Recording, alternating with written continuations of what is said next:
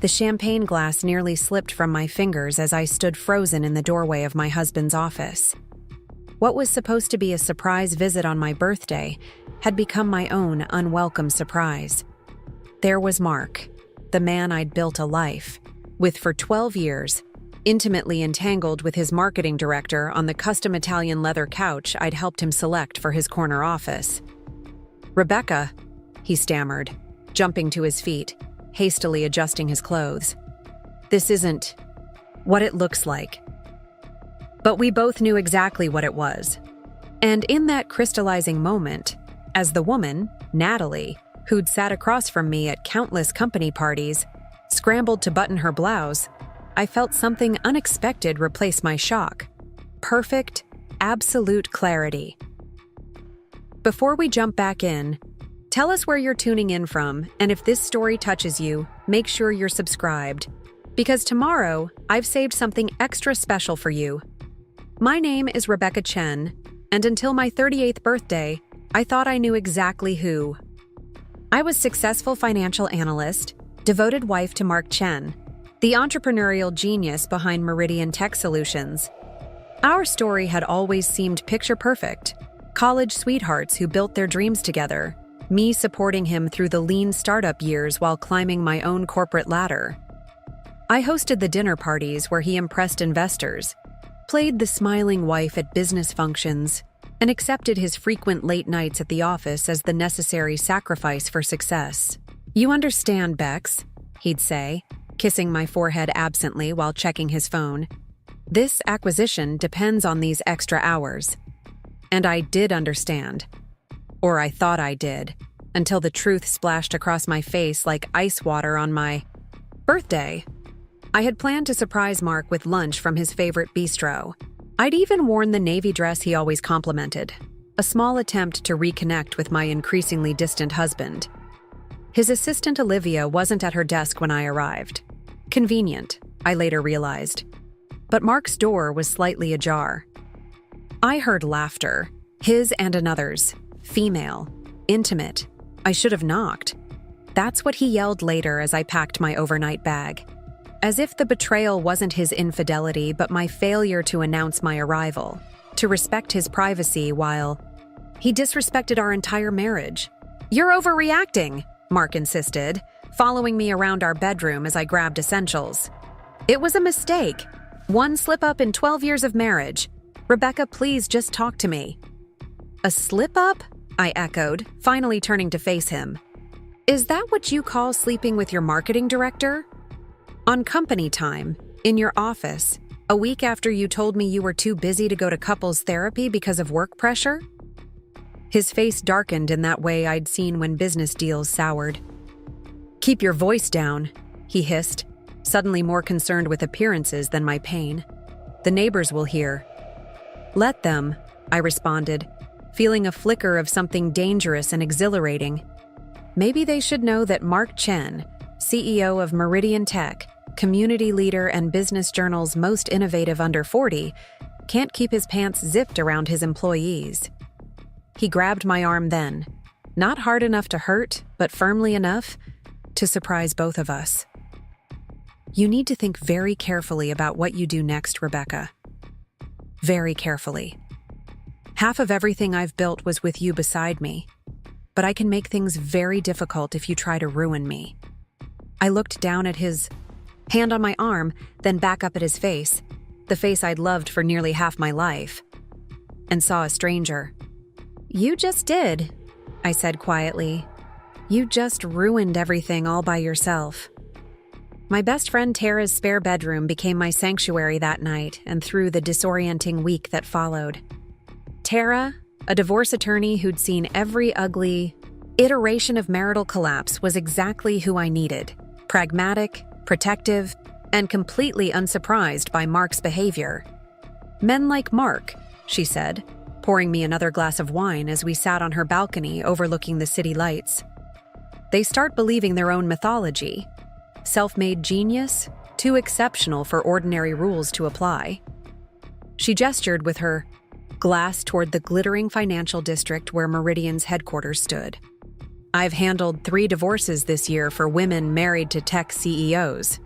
Carbon copies of your situation. I shook my head, still stuck in that liminal space between the life I thought I had and the reality I couldn't escape. But we built it. Together, Tara. In our apartment, at our kitchen table. I wrote the first business plan. I connected him with my father's friends for seed money. I stared into my wine. I'm on the board, for God's sake. Tara set her glass down with precision. You're on the board, she repeated slowly. With voting power? 10% stake, I confirmed. Mark holds 51%. The rest is split between investors and reserved for employee stock options. And who are the other board members? I ticked them off. James Whitmore, Mark's college roommate. Eliza Patel, our first major investor. Christopher Liu from Venture Dam Capital. I took another sip. And Richard Dawson, Mark's mentor from his first tech job. Tara's expression shifted into something I recognized from courtroom stories, the look she got when she spotted an opening. And their loyalties? To Mark, I admitted. Except maybe Eliza. She's always been more. I searched for the word. Pragmatic. Rebecca, Tara said carefully, you need to stop thinking like a wounded wife and start thinking like the financial analyst you are. Mark just handed you leverage. The question is, what are you going to do with it? I frowned. What do you mean? I mean that while Mark is worried about a divorce settlement, you should be worried about Meridian. How familiar are you with the company's current financial position? Very, I said automatically. I might have stepped back from day-to-day operations when we launched, but I still review all the quarterly reports, strategic plans. I stopped, something clicking into place. The softcore acquisition. Tara leaned forward. What about it? It's Mark's big play. Software company with security protocols that would integrate with Meridian systems. He's been obsessed with it for months. The deal is almost finalized, but... I paused, remembering conversations overheard, reports flipped through. But Softcore's CEO is old school, very traditional values, family-oriented. They've turned down higher offers from companies with scandals or leadership issues. Tara smiled slowly. And how damaging would it be to Meridian if the deal fell through? The realization hit me like a physical blow. It would set them back years. Their whole growth strategy is built around this integration. Then I think, Tara said, reaching for her laptop, we need to look very carefully at Meridian's bylaws and the morality clauses in executive contracts. That night, sleepless in Tara's guest room, I did something I hadn't done since the early days of our marriage. I pulled up Meridian's complete financial records, executive contracts, and corporate governance documents. As the chief financial architect of the company's launch, I knew where all the bodies were buried, metaphorically speaking. By dawn, I had a plan. Not for divorce, at least not yet, but for something that Mark would feel much more deeply, his company. Mark called 17 times over the next 3 days. I let each one go to voicemail, listening to his evolution from apologetic to frustrated to threatening. On the 4th day, he sent an email with settlement proposal in the subject line, as if our marriage could be resolved like a business transaction. Perhaps it could. Are you sure about this? Tara asked as we pulled up to Meridian's sleek headquarters the following Monday morning. I was dressed in what Mark called my shark suit, the sharp charcoal Armani I wore to close. Difficult deals. Completely, I confirmed, checking my portfolio one last time. This isn't about revenge, Tara. No? She looked skeptical. It's about correction, I said firmly, balancing the scales. I'd called an emergency board meeting, citing my authority as a board member and invoking rarely used bylaws about corporate governance and ethical breaches. Mark had tried to block it, but Eliza Patel, bless her pragmatic heart, had backed my play, forcing the meeting forward. The conference room fell silent as I entered, all eyes turning to me with expressions ranging from curiosity to hostility. Mark sat at the head of the table, his face a careful blank, though I could see the muscle jumping in his jaw, a tell he'd never been able to control. "Rebecca," he said, his voice professionally cordial. "I believe we could have addressed your concerns privately without disrupting company business." "This is company business," I replied, setting my portfolio on the table and remaining standing. I looked around at the faces of the board members, people I'd dined with, celebrated with, built relationships with over years. "I've called this meeting to address a serious breach of corporate ethics and governance." Mark's smile turned brittle. "If this is about our personal situation, this is about the CEO of Meridian Tech engaging in an inappropriate sexual relationship with a direct report." I cut in smoothly. "Creating a hostile work environment, exposing the company to potential sexual harassment litigation, and violating the morality clause of your executive contract." The room temperature seemed to drop several degrees. "That's a private matter," Mark insisted, his voice hardening. "Not according to Section 8. 3 of the corporate bylaws," I countered, sliding copies of the relevant documents toward each board member. Preparing and narrating this story took us a lot of time, so if you are enjoying it, subscribe to our channel. It means a lot to us. Now back to the story. "Not according to the executive contract you signed, and certainly not according to Softcore's acquisition team, who have made corporate culture and ethics a cornerstone of their partnership requirements." Richard Dawson, always Mark's strongest ally, cleared his throat. "Rebecca, while we sympathize with your personal situation, bringing marital problems into a board meeting is inappropriate." "This isn't about my marriage, Richard," I said calmly. "It's about Mark's judgment as CEO, about the risks he's created for this company." I produced another document from my portfolio. This is a preliminary valuation showing the projected impact to Meridian's stock if the Softcore deal falls through. "And this," I continued, presenting a second paper, "is feedback from Softcore's acquisition team expressing concerns after hearing rumors about inappropriate behavior from our executive leadership." That got their attention. Softcore was the golden ticket, the deal that would cement Meridian's market position for years to come. "What exactly are you proposing?" Eliza asked, her sharp eyes scanning the documents I'd provided. I took a deep breath. "Mark needs to take a temporary leave of absence while the board investigates these ethical breaches. As per the emergency succession protocol in our bylaws, an interim CEO should be appointed, someone with intimate knowledge of Meridian's operations and financial position, who can reassure Softcore and stabilize the company during this transition." "And I suppose you have a suggestion for this interim leadership?" Mark asked, his voice dangerously quiet. I met his gaze directly. As co-founder, CFO during launch phase, and the architect of Meridian's financial structure, I believe I am uniquely qualified to step in. The chaos that followed was both expected and oddly satisfying. Mark's shouting, Richard's objections, James's uncomfortable silence. But through it all, Eliza Patel, who controlled 15% of voting shares and whose investment firm held significant influence with other shareholders, was watching me with something like respect. "Let's take a brief recess," she suggested finally, cutting through the noise. 20 minutes to review these documents and consult privately." As the room cleared, Mark tried to approach me, but Eliza smoothly intercepted him, steering him toward a corner with Richard and James. I stepped into the hallway, finding Tara waiting anxiously. "How did it go?" she asked. "Exactly as expected," I replied, feeling strangely calm. Mark lost his temper. Richard defended him. James looked constipated. And Eliza. "And Eliza?" I allowed myself a small smile. "Eliza is a businesswoman first.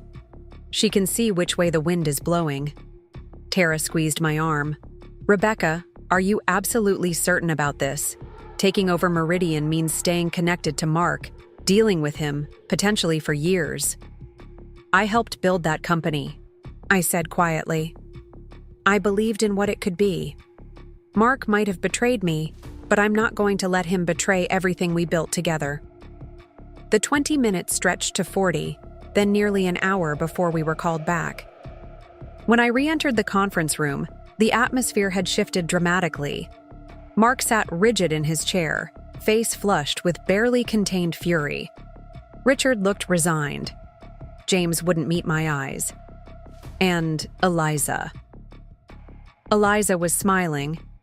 The board has reached a preliminary decision, she announced. Pending a full investigation and shareholder notification, Mark Chen will take a 60-day administrative leave, given the sensitive timing with the softcore acquisition and the need. For continuity, the board has agreed to appoint Rebecca Chen as interim CEO. I kept my expression neutral, even as victory surged through me like electricity. This is temporary, Mark said tightly, and requires shareholder approval. Of course, I agreed pleasantly. I'm sure the shareholders will prioritize the company's stability and the successful completion of the softcore deal. He leaned forward, lowering his voice. You won't get away with this, Rebecca. This company is my life. It was mine too, I reminded him softly. You just forgot that part. As the meeting adjourned, Eliza caught up with me in the hallway. That was either the bravest or most reckless thing I've seen in 20 years of corporate governance, she remarked. Sometimes they're the same thing, I replied. She studied me for a moment. This wasn't an impulsive decision. You've been planning this. Since the moment I saw him with Natalie? No. Since I realized what he truly values most? Yes. Eliza nodded slowly. The softcore deal. We'll proceed without complications, I assured her. I've already reached out to their CEO to introduce myself and reaffirm our commitment to their corporate values requirements. Impressive, she acknowledged. But Mark won't go quietly. The 60 days will give him time to rally support, build a counter-strategy. I'm counting on it, I said, surprising myself with the certainty in my voice. Let him try. By that afternoon, I had moved into the CEO's office, not Mark's, corner suite with its tainted leather couch, but a smaller, unused executive office with windows overlooking the city. My first official act was to call a company-wide meeting, addressing the elephant in the room directly. Many of you have heard rumors, I began, looking out at the sea of curious, confused faces. To be transparent, Mark Chen is taking a temporary leave while the board addresses some concerns about corporate governance. As interim CEO, my priorities are clear. Complete the softcore acquisition, maintain business continuity, and uphold the values this company was founded on. I could see the whispers rippling through the crowd, the sideways glances at Natalie's conspicuously empty seat. Office gossip travels at light speed. Most of them undoubtedly knew or suspected what had happened. Change is uncomfortable, I continued, but I want to assure every one of you that your jobs are secure. The work you do matters. The company's mission remains unchanged. I paused, allowing my gaze to sweep across the room. What will change is how we hold leadership accountable to that mission. After the meeting, Olivia, Mark's assistant who had been conveniently absent during my birthday discovery, appeared in my doorway, looking uncertain. Mrs. Chen, she began, then corrected herself. Ms. Chen, I've been asked to collect Mr. Chen's personal items. I gestured to the empty office. As you can see, I'm not using his office. His things remain undisturbed. She hesitated. He also asked for certain files, access codes to the executive server. Those, I said carefully, are company property, not personal items. If Mark requires specific documents, he can submit a formal request through legal. Olivia's discomfort was palpable. He said you would say that. He said to tell you that this isn't over, and that you're making a mistake you'll regret. I smiled, feeling unexpectedly calm in the face of his threats. Olivia, how long have you worked for Mark? 4 years, she replied cautiously.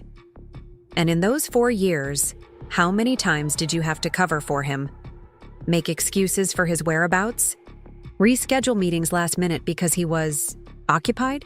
Her eyes widened slightly, confirming my suspicions without words. That's what I thought, I said gently. You don't have to answer to him anymore. Your job is secure with me, but it's your choice if you want to continue as my assistant or transfer to another department. The surprise on her face was almost comical. I'd like to stay, she said after a moment. If that's all right. Then your first task is to contact the Softcore CEO's office and schedule a dinner meeting for tomorrow evening. And Olivia, no matter what Mark says or threatens, you report to me now. Remember that. After she left, I sat back in my chair, staring out at the city skyline as dusk painted the buildings in shades of pink and gold. My phone buzzed with a text from Mark. Enjoying my chair? Don't get too comfortable. I didn't respond. Instead, I opened my laptop and began reviewing the Softcore acquisition documents, making notes for tomorrow's meeting. The birthday that had begun with betrayal was ending with me sitting in the executive suite of the company I'd helped create, holding the reins that Mark had never expected to lose. It wasn't the gift I'd wanted, but maybe it was the one I needed. My first week as interim CEO of Meridian Tech Solutions was a masterclass in corporate warfare. Mark might have been physically removed from the building, but his presence lingered like a ghost. In the nervous glances of employees who'd been loyal to him, in the whispered conversations that fell silent when I walked by, and in the countless small roadblocks that mysteriously appeared in my path. The executive team meeting on my third day made the battle lines clear. I'd gathered the department heads in the main conference room, a space deliberately chosen for its glass walls. Transparency would be my shield against whatever Mark was planning behind the scenes. I appreciate everyone making time for this, I began, surveying the faces around the table. Some openly curious, others carefully blank. I know this transition has been abrupt, and you all have questions. Derek Winters, Chief Technology Officer and Mark's longtime friend, leaned back in his chair with arms folded. Just one question. Really? How temporary is temporary? We've got developers wondering if project priorities are changing, partners asking about leadership stability. His tone carried the unspoken accusation. You're disrupting everything because of a personal vendetta. The board has authorized a 60-day period, I replied evenly, during which we'll complete a full corporate governance review. As for project priorities, they remain unchanged, particularly everything related to the Softcore integration. Melissa Jimenez, our Chief Operating Officer, tapped her pen against her notebook. She'd always been professional with me, but cautious. Speaking of Softcore, their team has requested an all-hands meeting next week. They're expressing concerns about the leadership change. I'm having dinner with Gabriel Hayes tonight, I said, referring to Softcore's CEO, to address those concerns personally. Bold move, Derek muttered, just loud enough to be heard. I met his gaze directly. Not bold, Derek. Necessary. Gabriel and I have history. I was part of the initial discussions before Mark took over the negotiations. This seemed to surprise several people at the table. Of course it did. Mark had a talent for gradually erasing others' contributions until he stood alone in the spotlight. What should we tell the team? This came from Wei Zhang, head of product development. Unlike Derek, Wei appeared genuinely concerned rather than confrontational. Tell them the truth, I said simply. That the board is addressing governance concerns, that business continues as usual, and that their jobs are secure. I paused, making eye contact with each person at the table. And if anyone has been asked to report back to Mark about company, operations during his leave. Remind them that would constitute a breach of their confidentiality agreements. Derek's jaw tightened, confirming my suspicion that Mark had indeed been trying to maintain back-channel control. After outlining the next steps for each department, I ended the meeting and asked Melissa to stay behind. Once we were alone, her professional mask slipped slightly. "This is a mess, Rebecca," she said, dropping formality. "We weren't friends exactly, but we'd worked together long enough to respect each other. Half the executive team thinks you're on a revenge mission. The other half is waiting to see which way the wind blows." "And you?" I asked. She shrugged. "I think Mark made a stupid mistake that gave you an opening. But I'm curious, is this about punishing him or saving the company?" "Those aren't mutually exclusive," I replied. "Mark's behavior put Meridian at risk. The softcore deal, our company culture, our legal exposure, all jeopardized because he couldn't keep his pants zipped." Melissa's lips twitched in reluctant amusement. "For what it's worth, Natalie wasn't the first. There have been rumors." "I know," I admitted quietly. The knowledge sat like a stone in my chest. Not just once, not just Natalie. That's part of the problem. How many talented women have we lost because of Mark's indiscretions? She looked surprised that I'd made the connection. "At least 3 that I know of. High performers who suddenly found reasons to leave." I nodded, making a mental note to review personnel records. "I need your help, Melissa. Not because we're both women, not because of any personal loyalty to me, but because Meridian deserves better than being someone's private hunting ground." She studied me for a long moment. "What do you need?" "Honest feedback, eyes and ears, in departments where managers might be actively undermining the transition. And your expertise on the softcore integration, I need to know every detail before I meet with Gabriel tonight." "You'll have it," she promised. "And Rebecca, for what it's worth, I'm sorry about everything." I managed a smile that didn't quite reach my eyes. "So am I. But sorry doesn't fix things. Action does." After she left, I pulled up Mark's calendar for the previous 6 months, looking for patterns, late meetings, business trips, gaps in his schedule that Olivia might have been instructed to keep clear. It felt invasive, forensic, the corporate equivalent of checking a suspected cheater's phone, but necessary. If other women had been pressured or punished professionally, I needed to know. The softcore dinner loomed in my mind as both opportunity and threat. Gabriel Hayes was old-school tech, one of the pioneers who'd built his security software empire in the early days of the internet. His company's encryption protocols were the missing piece Meridian needed to secure major government contracts. Mark had been courting this acquisition for nearly a year, positioning himself as the perfect business partner.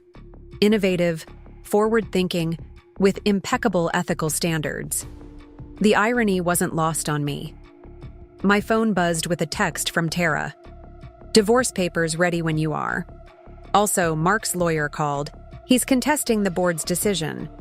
I hadn't expected anything less. This was just the opening salvo. Before I could respond, another message appeared, from Mark himself. "Spoke to Gabriel. He knows what you're doing. This ends now, Rebecca." The threat sent ice through my veins, followed quickly by heat. How typical of Mark to try intimidation rather than accountability. I didn't bother responding, instead focusing on preparations for the dinner. If Mark had spoken to Gabriel, I needed to be 3 steps ahead. Meridian's corporate apartment overlooked the bay, a luxury space kept for visiting executives and important clients.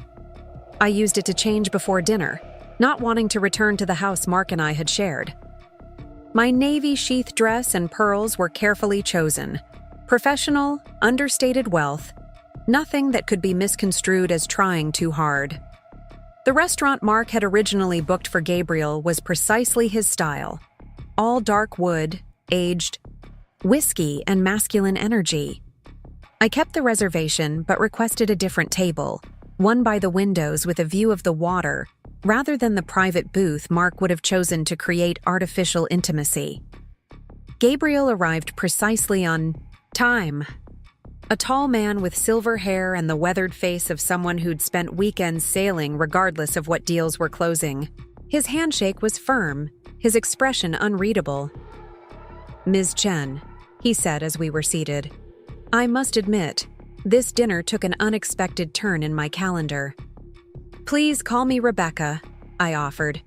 "And yes, I imagine recent events have created some concerns for softcore." He studied me over his menu.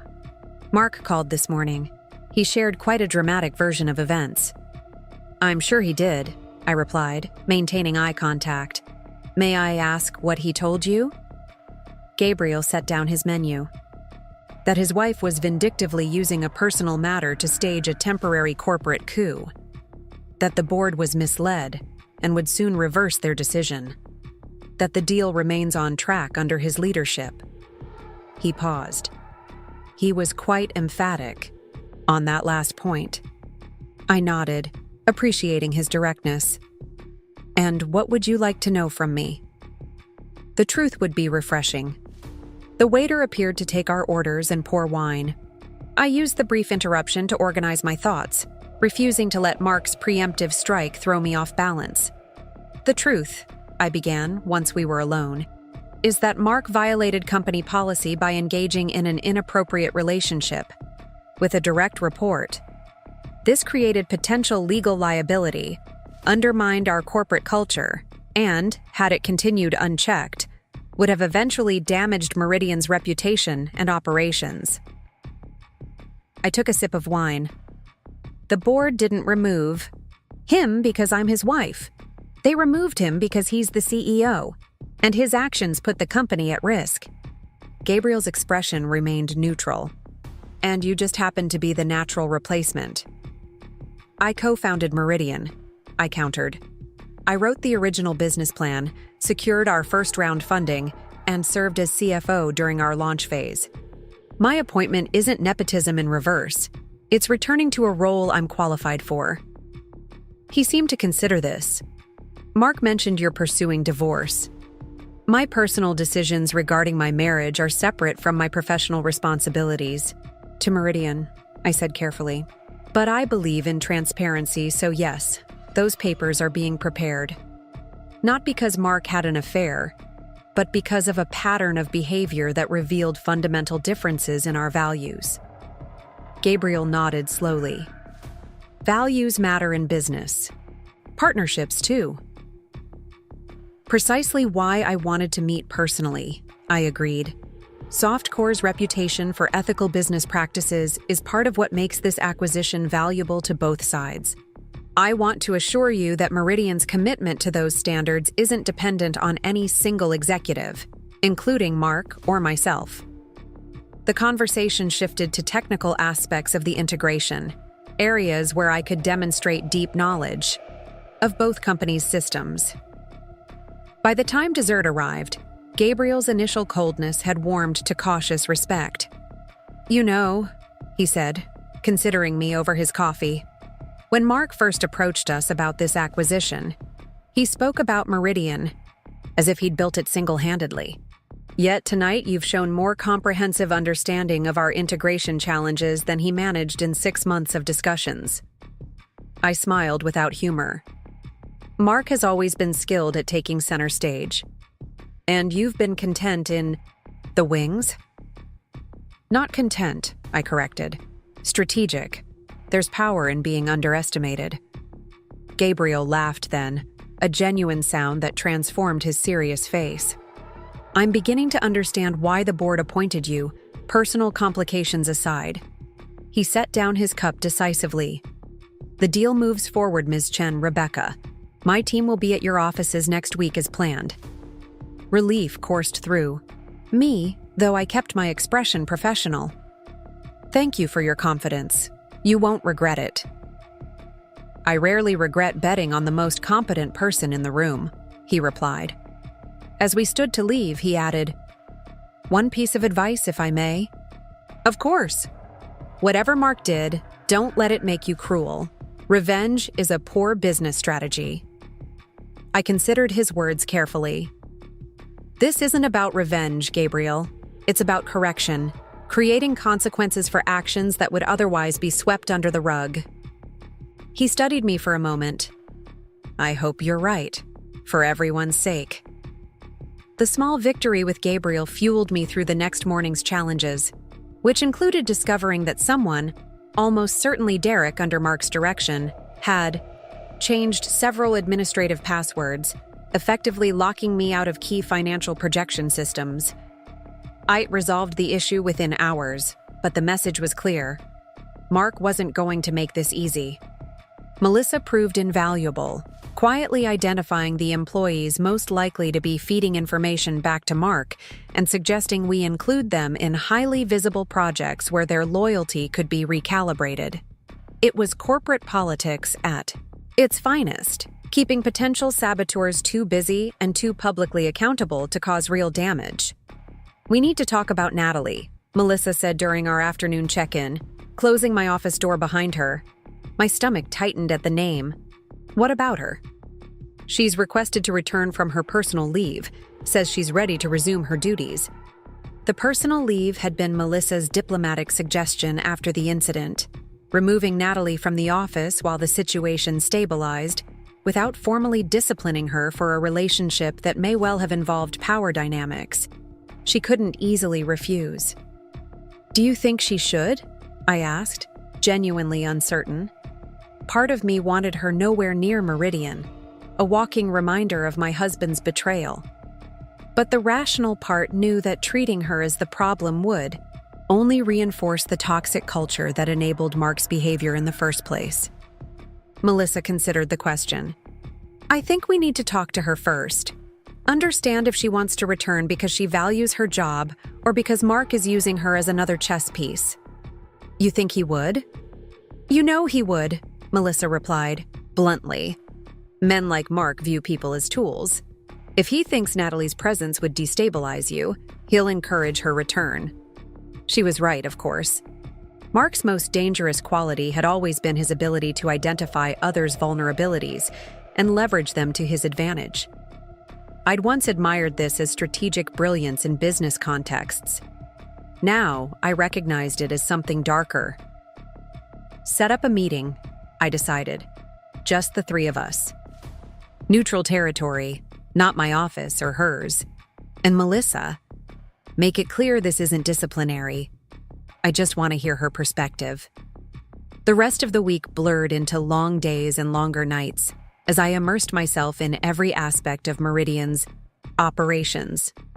I slept at the corporate apartment, worked through meals, and slowly began winning small victories.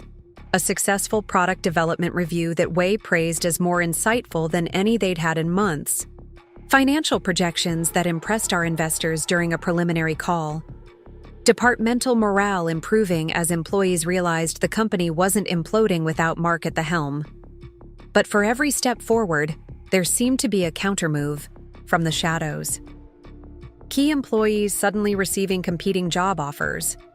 Rumors circulating among clients about instability in our leadership. A pointed email from Richard Dawson suggesting the board might need to reconsider the 60-day timeline. Through it all, I maintained rigorous professionalism, addressing each challenge directly while documenting everything that suggested orchestrated interference. The paper trail would matter eventually, whether for the board review, potential legal battles, or the divorce proceedings I still hadn't officially initiated. Tara stopped by the office Friday evening, finding me surrounded by spreadsheets comparing employee departures against Mark's calendar. She took one look at me and dropped a takeout bag on my desk. "When's the last time you ate something that didn't come from the vending machine?" she demanded. I honestly couldn't remember. "I've been busy." "You've been obsessed," she corrected, unpacking containers of Thai food. "Not that I blame you, but vengeance requires proper nutrition." "It's not vengeance," I protested automatically. "It's correction, justice, business necessity. I know the script." She pushed a container toward me. "Eat." Then tell me why you haven't filed the divorce papers yet. I took a bite of pad thai, suddenly ravenous. Timing. If I file now, he'll use it to support his narrative that this is all personal. It is personal, Tara pointed out. He cheated on you, in his office, on your birthday. Yes, but this, I gestured to the office around us, is about more than that. It's about years of Mark taking credit for other people's work, creating a culture where powerful men can behave however they want without consequences, putting the entire company at risk because he thinks rules don't apply to him. Tara studied me as she ate. You know what's interesting? In all our years of friendship, I've never heard you talk about Mark like this. Not once. The observation stopped me short. What do you mean? I mean that for 12 years, you've made excuses for him. His long hours, his self-centeredness, the way he'd interrupt you at parties to tell your own stories. She set down her fork. And now it's like a dam broke. I considered her words, uncomfortable with their accuracy. Maybe I needed to see who he really is. Or maybe you finally decided to see what was always there? She suggested gently. Rebecca, you're brilliant at your job, but you've been willfully blind about your marriage for a long time. The truth of it ached like a bruise. I invested so much, I admitted quietly. Time, energy, emotion. Admitting it was built on sand meant admitting I'd wasted years of my life. Not wasted, Tara corrected. You built Meridian. You built a career. You built relationships like the one with Gabriel Hayes that just saved your acquisition. She reached across the desk to squeeze my hand. The only waste would be letting Mark's betrayal define your future. Our conversation was interrupted by an alert on my computer, an email from the head of HR marked urgent. I opened it to find a formal complaint had been filed against me, alleging I was creating a hostile work environment through vindictive management practices targeting employees, known to be loyal to Mark Chen. Right on schedule, I murmured, forwarding the email to Tara. Phase 2 of Mark's counterattack. She scanned the complaint, her attorney's eyes quickly identifying the weaknesses. This is thin, vague accusations, no specific incidents. Cited. Who filed it? 3 guesses, I said dryly. And the first 2 don't count. Derek Winters, she concluded. Mark's faithful lieutenant. I nodded, already drafting my response to HR. He's been the most openly hostile, making snide comments in meetings, challenging directions. I've documented everything, knowing something like this was coming. Smart, Tara approved. But you need to be careful, Rebecca. Mark knows how to play the long game. This complaint isn't meant to succeed. It's meant to create a paper trail, to make you look retaliatory when you discipline Derek for his actual insubordination. So what do I do? Ignore his behavior? No. You document meticulously, build overwhelming evidence of his unprofessional conduct, and make any disciplinary action ironclad. She frowned thoughtfully.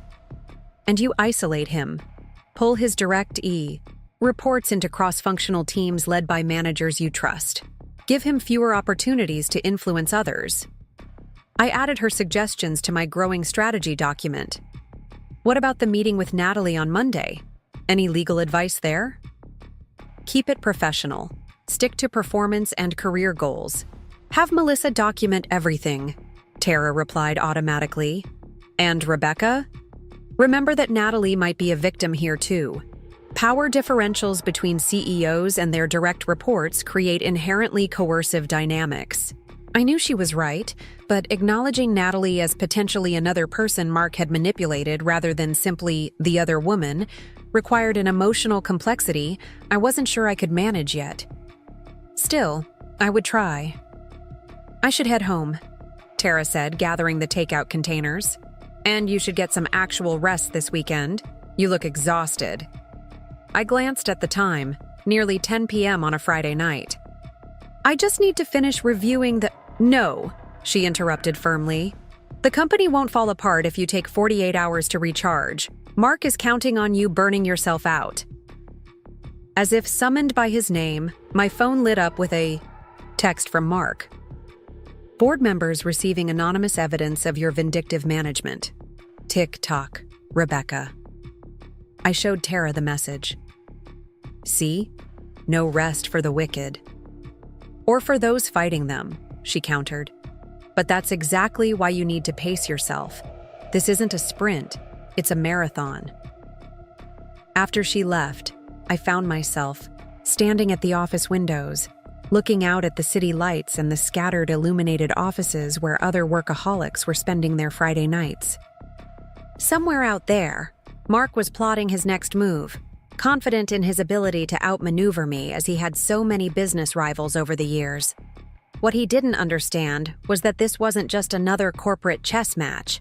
This was about something deeper, the slow-burning realization that I had spent years subordinating my talents, my vision, and my voice to a man who had never truly valued them. A man who saw my contributions as extensions of his own brilliance rather than achievements in their own right. My phone buzzed again. Not Mark this time, but Olivia. "Mr. Chen's personal items have been removed from the office as requested. Security noted he took more than just personal effects. Several company files are missing. Another piece in his counteroffensive."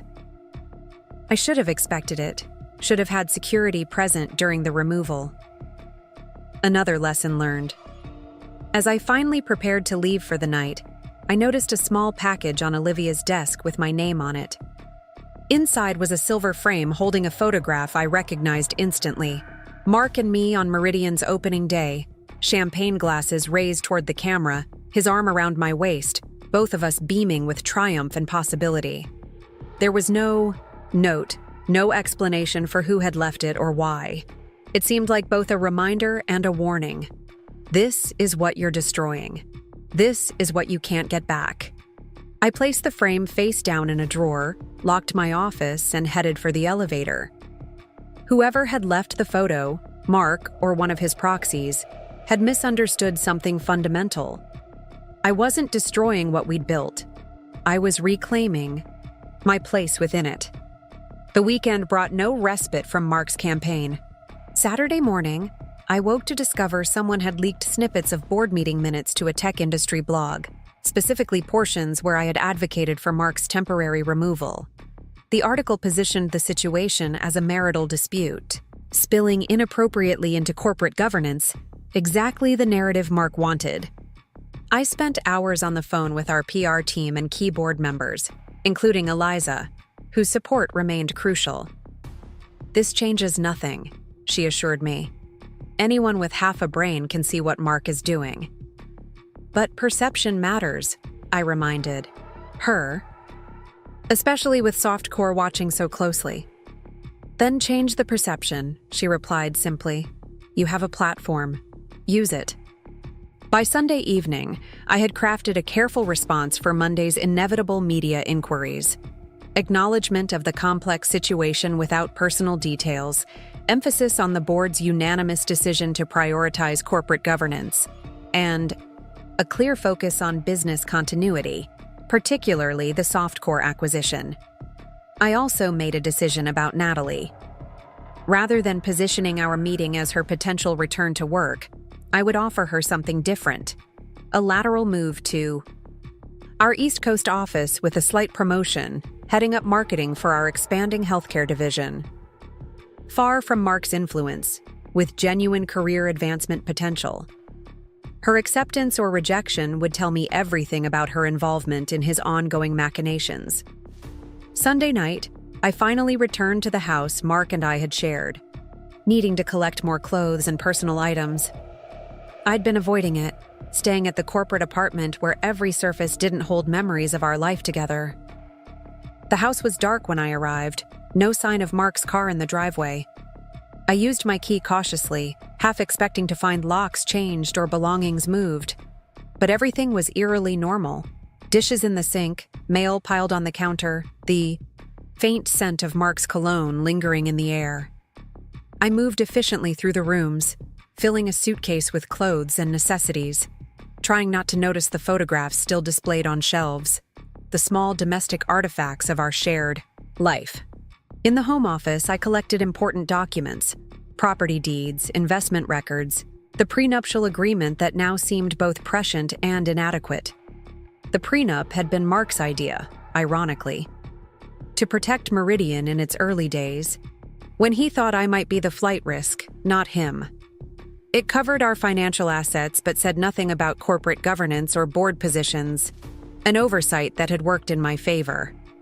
As I sorted through papers in the desk drawer, my hand brushed against something unexpected, a small velvet box tucked beneath folders. Inside was a pair of sapphire earrings I'd never seen before, with a gift card dated 3 days before my birthday. To my darling Rebecca for 12 extraordinary years. All my love, Mark. The discovery hit me like a physical blow. Not just the evidence of his planned birthday gift, but the casual duality it represented. How he could select jewelry for his wife while pursuing an affair with his employee. How compartmentalized his ethics must be to hold both realities simultaneously without cognitive dissonance. I returned the earrings to their hiding place, knowing I could never wear them now. They belonged to a version of our marriage that had never truly existed, except in my willing blindness. As I closed the desk drawer, my phone rang, Gabriel Hayes' name lighting up the screen. "Rebecca," he greeted me, his tone unusually grave. "I've just had a rather interesting call from Mark." My pulse quickened. What did he want? "To inform me that you've been removed as interim CEO, effective immediately." Gabriel's voice carried a note of confusion.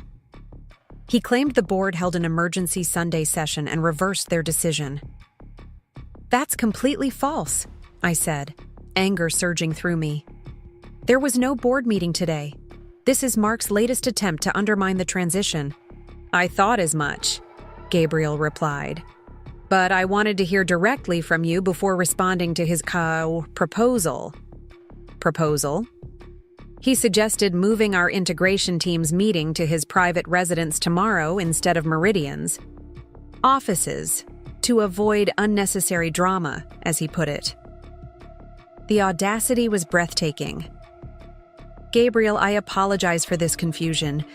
I'll have Eliza Patel contact you immediately to confirm my position remains unchanged." "No need," he said, surprising me. "I've been in business long enough to recognize a desperate play when I see one. Our teams will proceed as planned at Meridian's offices with you at the helm." He paused. "Though I admit I'm concerned about the stability this conflict introduces to our partnership." "Understandably," I acknowledged. "But I can assure you that Mark's attempts to circumvent the board's decision will only strengthen their resolve.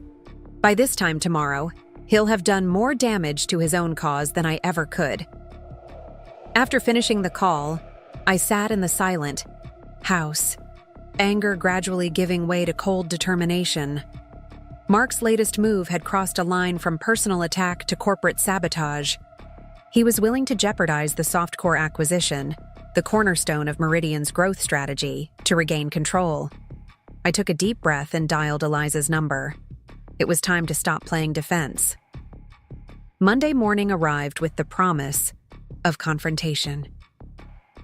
I stepped off the elevator at Meridian headquarters to find Eliza waiting, her expression grim. "We need to talk," she said without preamble, leading me toward a small conference room rather than my office. Inside, Richard Dawson sat alongside 2 other board members I hadn't expected to see, James Whitmore and Christopher Liu. "What's going on?" I asked, suddenly aware of being outnumbered. Eliza closed the door. "Mark called an unofficial board meeting last night?" "At his home." Richard cleared his throat. "An information session, to be precise, to share concerns about the direction of the company under interim leadership." The calculated move was pure Mark, gathering board allies on his territory, away from corporate governance procedures that would require my notification and participation. And what concerns did he share? I asked, keeping my voice level, despite the anger building in my chest. James looked uncomfortable, but Richard had no such qualms. Several key stakeholders have expressed alarm over the destabilizing effect of this transition. The softcore deal appears increasingly precarious, and there are questions about whether personal grievances are driving business decisions. Interesting, I replied coolly. Especially since I spoke with Gabriel Hayes last night after Mark attempted to falsely inform him I'd been removed as CEO. Gabriel confirmed our integration meeting is proceeding as planned at Meridian offices under my leadership. That caught them by surprise. Richard's confident expression faltered. Mark tried to redirect the softcore meeting to his residence, I continued, claiming a board reversal that never happened. If anyone is jeopardizing the acquisition, it's him. Eliza, who had remained silent, now stepped forward, which is exactly why I called this meeting. Not to undermine you, Rebecca, but to address a serious escalation. Mark's actions have moved beyond personal conflict into potential corporate sabotage.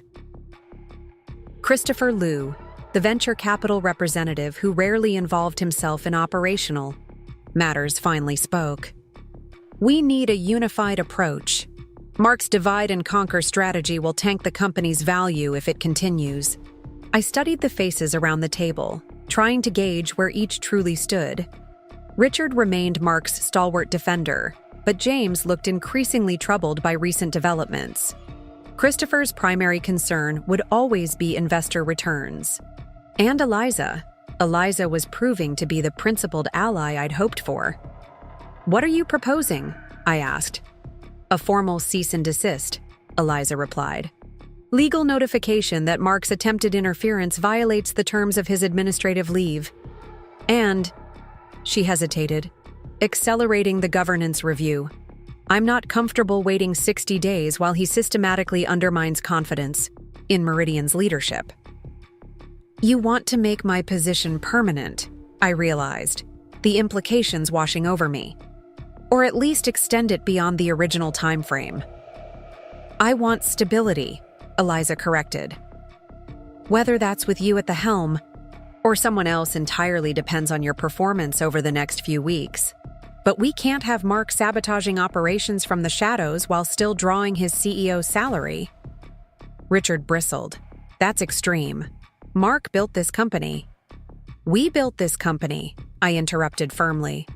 All of us in this room, plus hundreds of employees whose contributions Mark has systematically minimized or erased. No one person is Meridian. The silence that followed felt like a turning point. Even Richard seemed to recognize he was on increasingly shaky ground. The softcore integration team arrives at 11, I said, standing.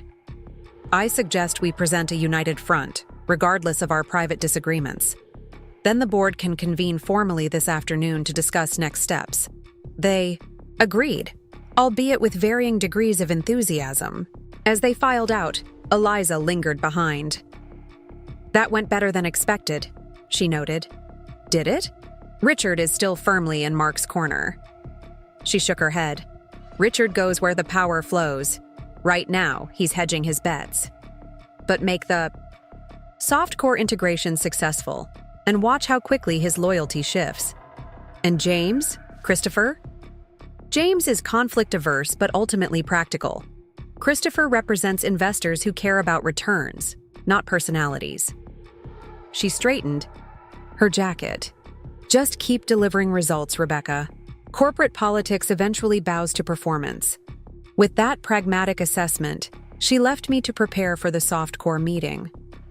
I used the hour to convene my core team, Melissa, Wei, and Lauren Diaz from legal, to ensure our presentation was flawless. Conspicuously absent was Derek, who had texted a vague excuse about a critical system issue requiring his attention. Is there actually a system problem? I asked Wei. He hesitated, loyalty to his technical counterpart warring with professional integrity. Nothing on our monitoring. Dashboards. But Derek has been working on something these past few days. Something off our main development branches. That raised immediate red flags. Working on what exactly? He's been evasive.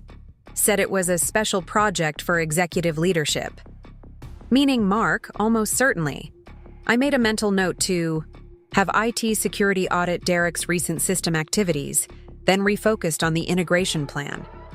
Whatever Derek was plotting would have to wait. The softcore meeting had to be perfect. Gabriel Hayes arrived precisely at 11, accompanied by his CTO, Emily Winters, and 3 integration specialists.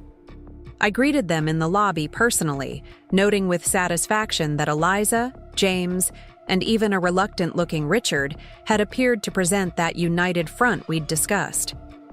"Welcome to Meridian," I said, shaking hands. "We're excited to finally bring our teams together." Gabriel's expression was carefully neutral, but I caught the subtle assessment in his gaze as he noted the board members present. Good to see. The leadership team out in force. The board wanted to emphasize how important this partnership is to Meridian's future, Eliza interjected smoothly.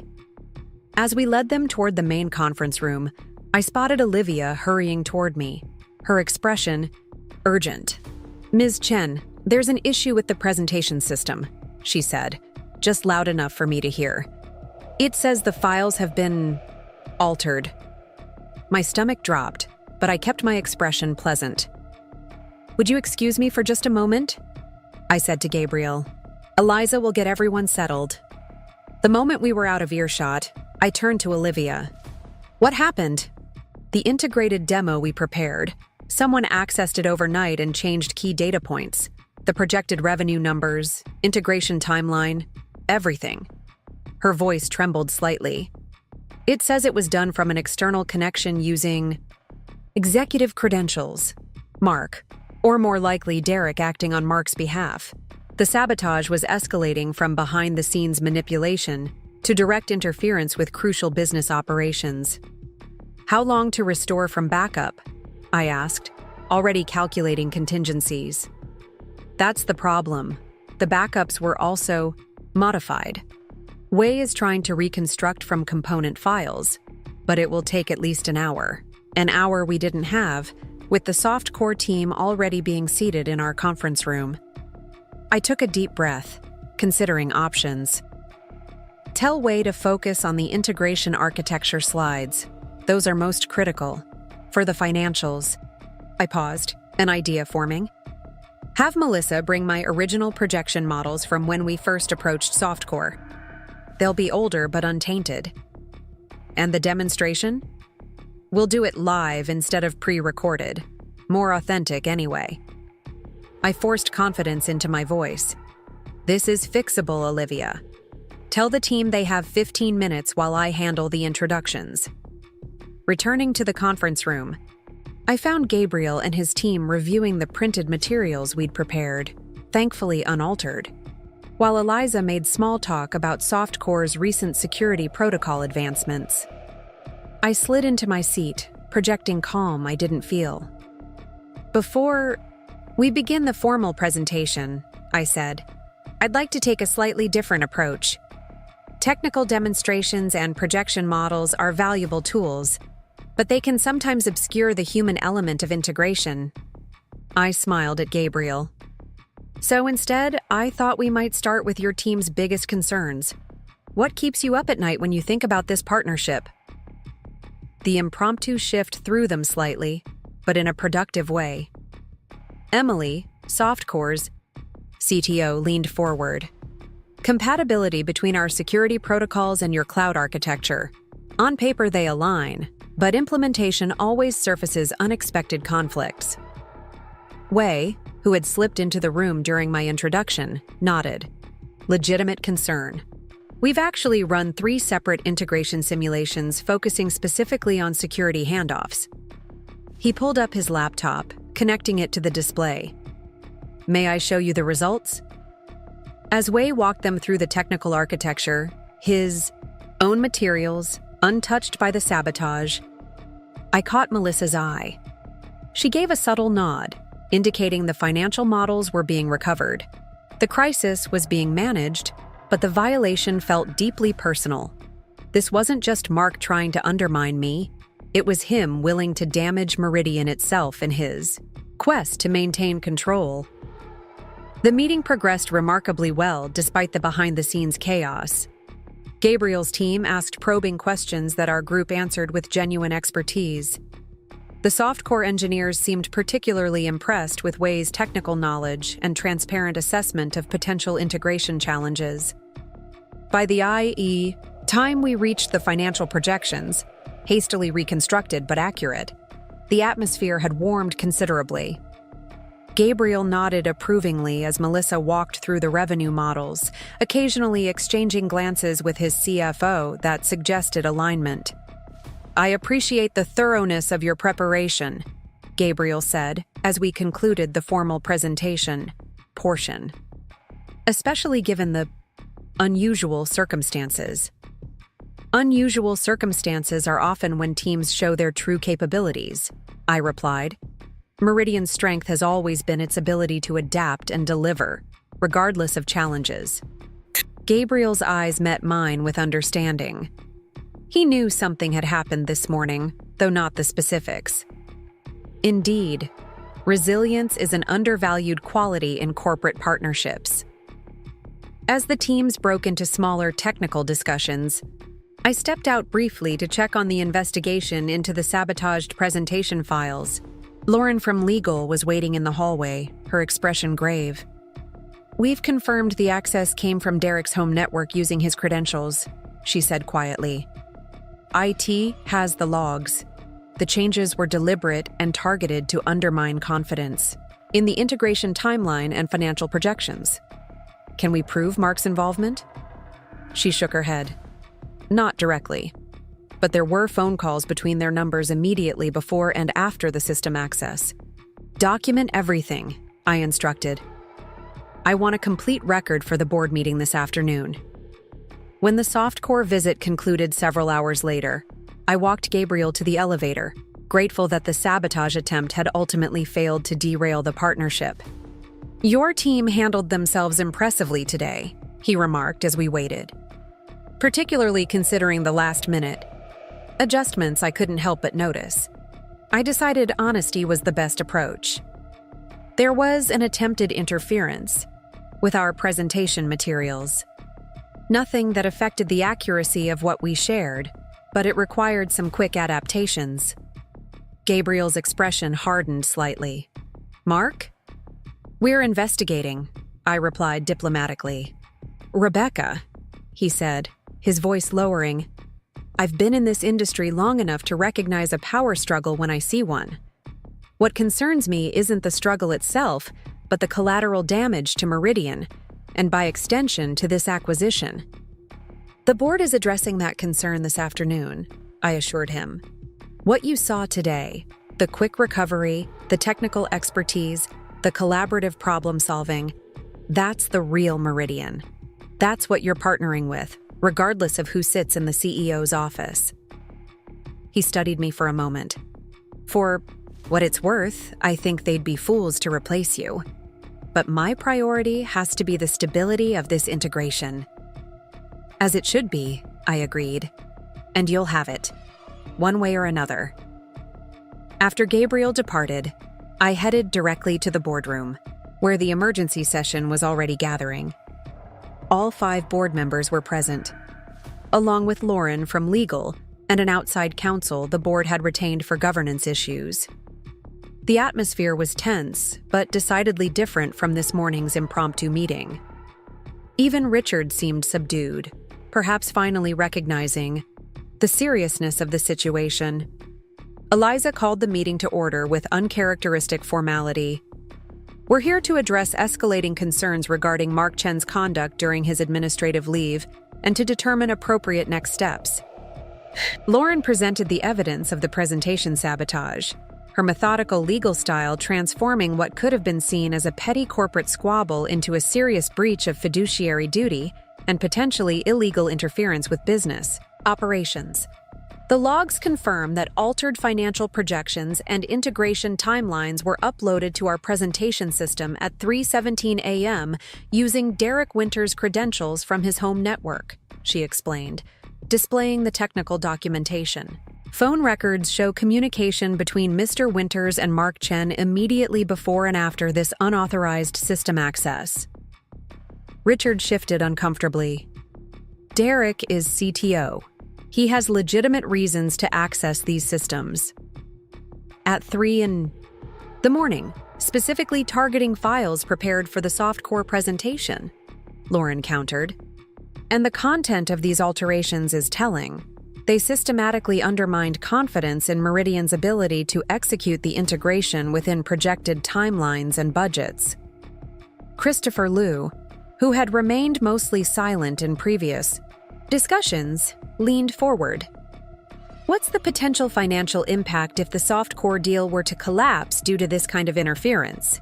Conservative estimates place it at a 30% reduction in projected growth over the next 3 years, I replied, letting the number hang in the air.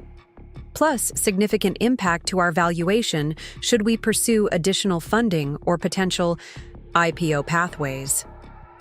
The shift in the room was palpable. Board members might have different loyalties, but threats to Meridian's valuation unified their attention. We also need to address Mark's misrepresentation to Gabriel Hayes regarding Rebecca's removal as interim CEO, Eliza added. He directly claimed a board action that never occurred. Richard finally seemed to recognize his position was becoming untenable. What exactly are you proposing? Eliza looked to the outside counsel, who cleared his throat.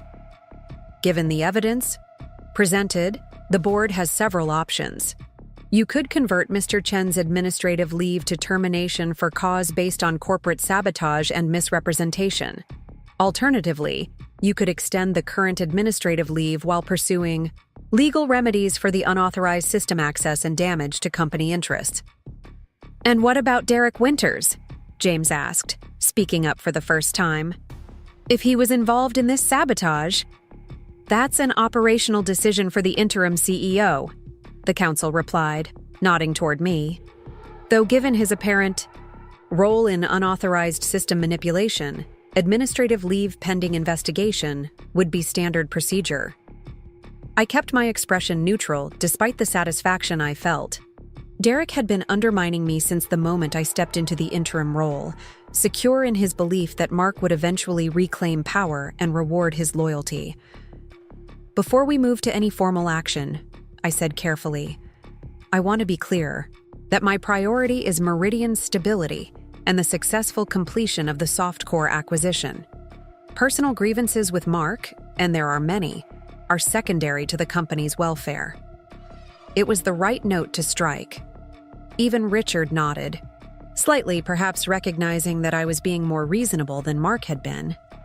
Eliza proposed a formal vote on extending Mark's administrative leave indefinitely, with specific written prohibitions against any further interference with Meridian operations or communications with partners like Softcore. The measure passed, unanimously, even Richard recognizing the indefensibility of the recent sabotage attempt. And regarding the interim CEO position, the council prompted. I move to extend Rebecca Chen's appointment through the completion of the softcore integration, with performance review at quarterly intervals, Christopher proposed. Stability is paramount during this critical business juncture. The vote on this measure was 4-1, with Richard the lone dissenter, though his objection seemed perfunctory, a final gesture of loyalty to Mark rather than genuine opposition. As the meeting concluded, I felt a complex mixture of vindication and exhaustion. The challenge wasn't just about besting Mark in a corporate power struggle.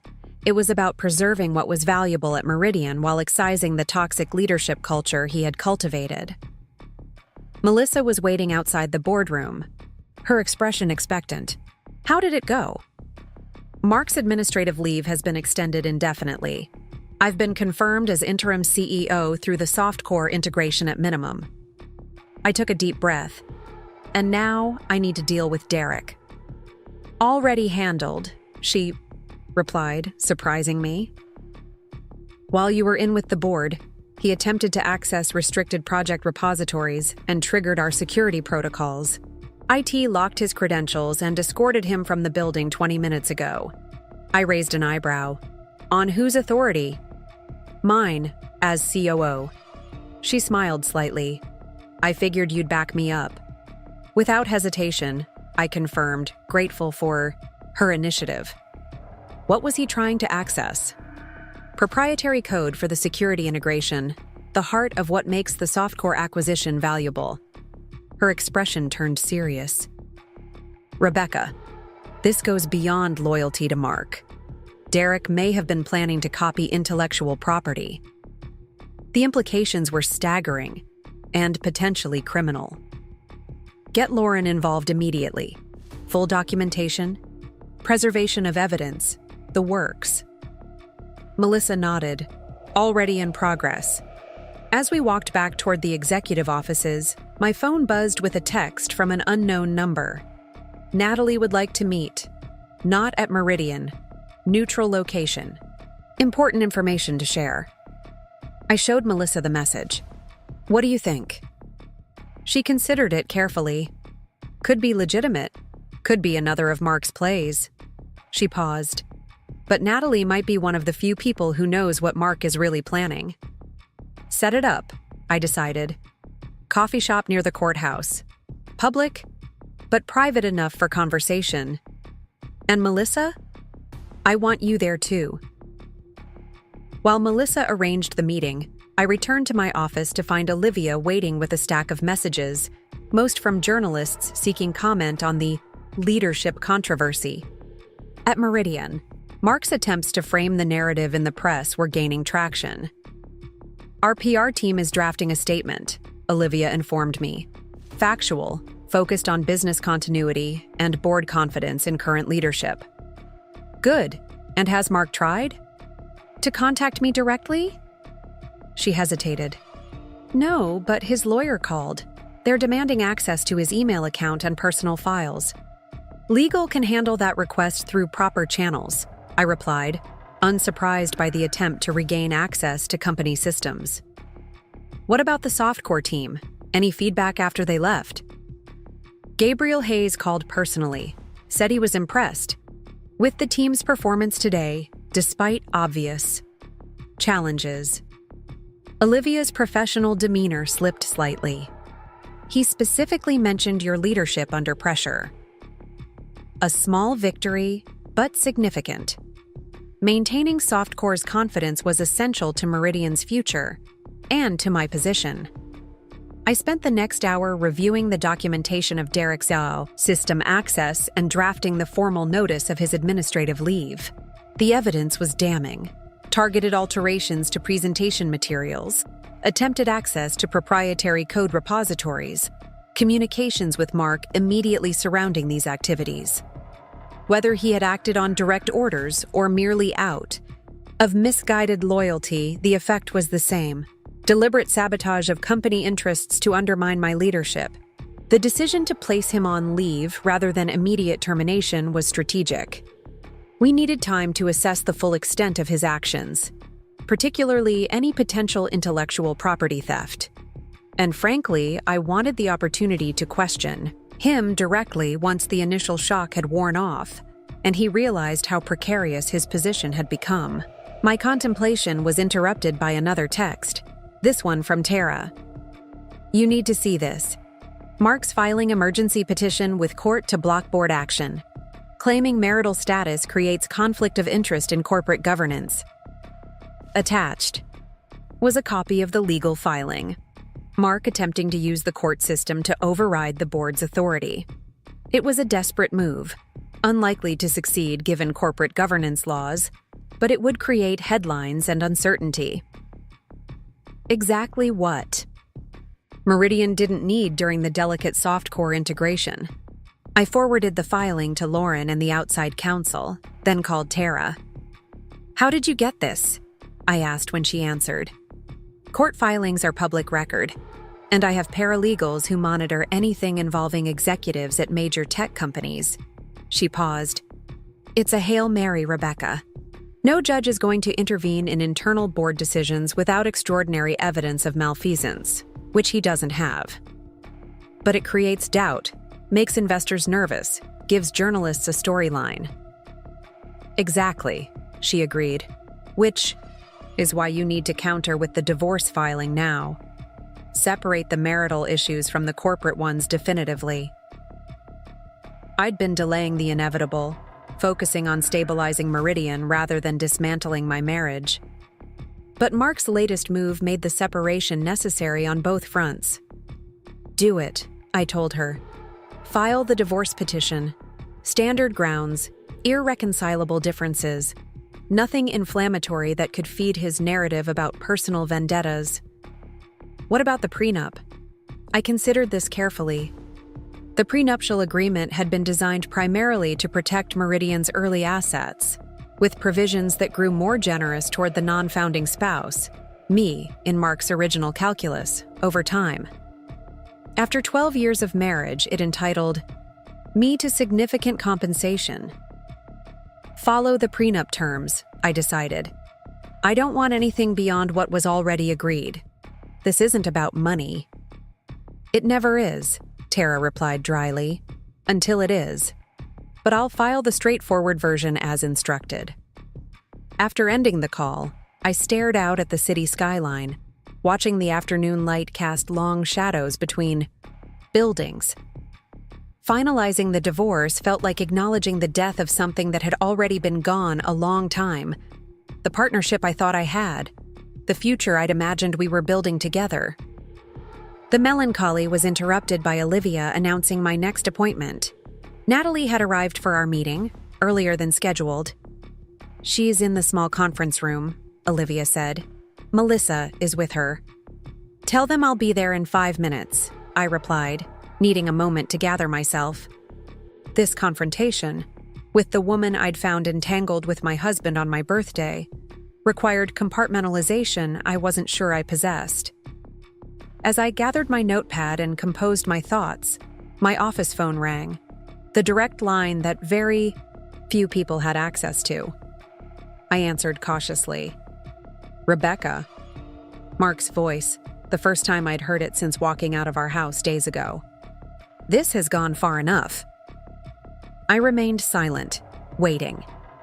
The board overstepped its authority, he continued. My lawyers will have this reversed within days, but I'm offering you a clean exit now. Resign the interim position, retract the accusations against Derek, and I'll make the divorce settlement generous beyond the prenup terms. Is that all? I asked, my voice steadier than I expected. It's more than fair, he replied, sounding genuinely perplexed by my apparent disinterest. What else do you want? The question hung in the air, so fundamentally missing the point that I almost laughed. What did I want? Recognition for my contributions, accountability for his actions, justice for the employees he'd mistreated. A company culture built on merit rather than loyalty and fear. I want you to understand something, Mark, I said finally. This isn't a negotiation. The board made its decision based on your actions, not just your infidelity, but your willingness to damage Meridian to maintain control. I paused. The divorce petition has been filed. The prenup terms are acceptable to me. But Meridian's leadership is a board decision, not a bargaining chip in our marital dissolution. His voice hardened. You think you've won, don't you?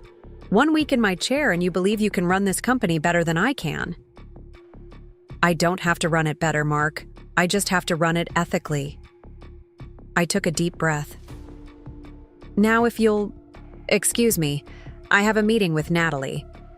The sharp intake of breath on his end told me this information caught him by surprise.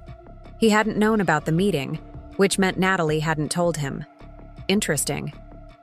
Rebecca, he began, but I cut him off. Goodbye, Mark. Walking toward the conference room where Natalie waited, I felt strangely liberated. The conversation with Mark had solidified something I'd been struggling to accept. There was no going back, not to our marriage, Not to the old Meridian, not to the person I'd been before seeing him with another woman on my birthday. The only path was forward, through confrontation and change, toward whatever new reality awaited on the other side. Natalie sat rigid in the conference room chair, fingers wrapped tightly around a paper cup of untouched coffee. She looked different from the woman I'd caught half-dressed in Mark's office, less confident, more worn around the edges. Melissa sat across from her, maintaining professional distance while observing every nuance of Natalie's body language. "Rebecca," Melissa said as I entered. "Natalie has some information she believes is relevant to our current situation." I took a seat, placing my notepad on the table between us like a small barrier. "I appreciate you reaching out, Natalie." Her eyes flickered up to meet mine, then away. "I wasn't sure you'd agree to see me." "Professional concerns take precedence over personal ones," I replied evenly. "What information did you want to share?" She took a shaky breath. "First, I want to say I'm sorry. What happened between Mark and me?" She stopped, recalibrating. "That's not why I'm here. I'm here because Mark contacted me last night. He wants me to file a sexual harassment claim against you." The statement hung in the air, its calculated malevolence stunning, despite everything I already knew about Mark's tactics. "On what grounds?" Melissa asked, her voice sharp. "He said, I should claim Rebecca created a hostile work environment after discovering the relationship. That I was pressured into taking leave. That my career advancement was threatened." Natalie's hands trembled slightly. "He said it would force the board to remove Rebecca to avoid a public scandal." I absorbed this. The cold calculation behind it. Not just undermining my leadership, but attempting to destroy my professional reputation entirely. "And why are you telling us this instead of following his suggestion?" I asked, careful to keep accusation from my tone. Natalie looked directly at me for the first time. "Because it would be a lie. You haven't contacted me once since that day." The leave was Melissa's suggestion, which I accepted gratefully because I couldn't face coming to work knowing everyone knew what had happened. She paused. "And because I'm tired of being Mark's pawn." The admission hung in the air between us, not quite an apology for the affair, but a rejection of continuing to participate in Mark's manipulations. "How long?" I asked, the question slipping out before I could contain it. Not professionally relevant, but personally unavoidable. She understood immediately. 8 months. Seeing my expression, she added quickly, "It wasn't the first time for him. There were others before me. He has a pattern." The confirmation of what Melissa had hinted at earlier still stung, despite my suspicions. "Did he make promises? About your career? Your future?" A bitter smile touched her lips. "At first, it was just flattering attention from the CEO. Then, subtle pressure, late meetings, work trips where we were the only two attending. When I finally gave in, there were vague suggestions about a director-level position opening up." She looked down. I knew it was wrong. I told myself it was just business mentorship that crossed a line, that it wasn't about your marriage. "It wasn't," I said quietly. "It was about power. His over you, his over me, his over Meridian." Melissa shifted forward. "Natalie, we appreciate you bringing this to our attention. Are you willing to document Mark's request formally? It constitutes attempted coercion and potentially workplace harassment." Natalie hesitated, the fear visible in her expression. "He would retaliate. If he regains control." "He won't," I said with more certainty than I felt. The board meeting this afternoon extended my appointment and his administrative leave indefinitely. "There's something else you should know," Natalie continued, "about Derek Winters." My attention sharpened. "What about him?" "He and Mark have been working on a contingency plan for months, since before everything happened. They called it Project Lifeboat." Melissa leaned forward. "What kind of contingency plan?" A separate company, shell structure based in Singapore. Natalie's marketing background emerged as she outlined what she had overheard. They've been quietly duplicating key intellectual property, creating parallel development tracks for core technologies. The plan was to have it ready as leverage if investors or the board ever tried to push Mark out. The implications were staggering. Not just corporate sabotage, but potentially intellectual property theft on a massive scale. No wonder Derek had been attempting to access those code repositories earlier today. Do you have any documentation of this? Emails, meeting notes, anything? Melissa asked. Natalie shook her head. They were careful, but she reached into her bag and pulled out a small notebook. I kept my own notes from strategy meetings, dates, times, snippets of conversations. It isn't much, but it shows a pattern. I took the notebook, flipping through pages of careful observations, seemingly innocuous at first glance, but revealing when viewed with this new context. Project code names, references to backup assets, meetings scheduled off, company calendars. Why are you sharing this? I asked, needing to understand her motivation. Her expression hardened. Because Mark promised to protect me if anything ever came to light about us. Then the moment he needed a scapegoat, he tried to manipulate me into filing false accusations. She looked away. I made poor decisions getting involved with him, but I'm not going to destroy someone else's reputation with lies to save him. The complex mixture of emotions I felt toward Natalie, anger, pity, reluctant respect, would require more processing later. For now, her information was too important to dismiss based on personal feelings. What do you want in return? I asked directly. A clean exit, she replied without hesitation. Neutral reference, 3-month severance, and a non-disclosure agreement that protects both sides. Melissa nodded slightly, indicating the terms were reasonable. Consider it done, I agreed. Lauren will draw up the paperwork, but I'll need your full cooperation with the investigation into this Project Lifeboat first.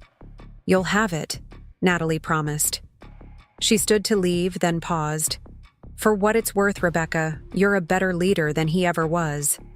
The way you handled the softcore team today, Mark would have been throwing blame and making excuses for the technical problems. After she left, Melissa and I sat in silence for a moment, absorbing the implications of what we'd learned. Project Lifeboat, Melissa finally said.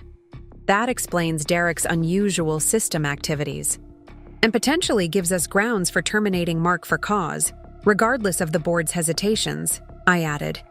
Intellectual property theft is unambiguous. We need to move quickly, Melissa advised. If they've been building this parallel structure for months, there could already be significant exposure. Get its security and legal together immediately. Full audit of all systems Derek and Mark had access to, focusing on proprietary code and client data. I stood, energized by the clarity of this new threat. And we need to secure the Singapore connection. Christopher Liu has contacts there who might help trace the corporate structure. The rest of the afternoon became a carefully orchestrated investigation. Lauren assembled a small team of trusted legal and technical staff working in a conference room deliberately isolated from the company's main network to prevent any information leakage.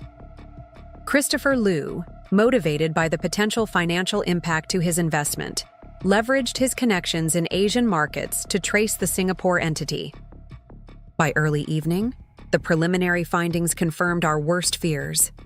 A company called Meridian Advanced Solutions had been registered in Singapore 4 months earlier, with a corporate structure carefully designed to obscure its true ownership. Small amounts of proprietary code had been transferring from Meridian's IT servers to external locations over several months, never enough to trigger security alerts, but cumulatively significant. It's sophisticated, Wei explained, showing me the technical analysis. They fragmented the transfers to avoid detection using legitimate administrative credentials. If Natalie hadn't alerted us, We might never have connected the patterns. The evidence was damning, but still circumstantial regarding Mark's direct involvement. Derek's credentials had been used for the transfers, providing Mark plausible deniability.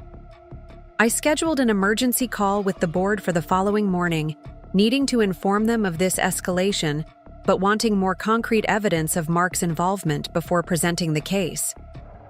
As I prepared the briefing materials, the pattern became clearer. Mark had been creating an escape hatch, a way to extract Meridian's most valuable intellectual property if he ever lost control of the company. Whether he planned to use it as leverage for reinstatement or to launch a competing venture remained unclear. My phone buzzed with a text from Eliza. Mark's court petition was denied. Judge cited lack of jurisdiction over internal corporate governance. He's running out of options. The update should have been reassuring, but instead it heightened my concern. Mark without options was Mark at his most dangerous. I'd seen it in business negotiations when deals seemed to be slipping away. He would escalate, find unexpected angles, do whatever it took to regain the upper hand.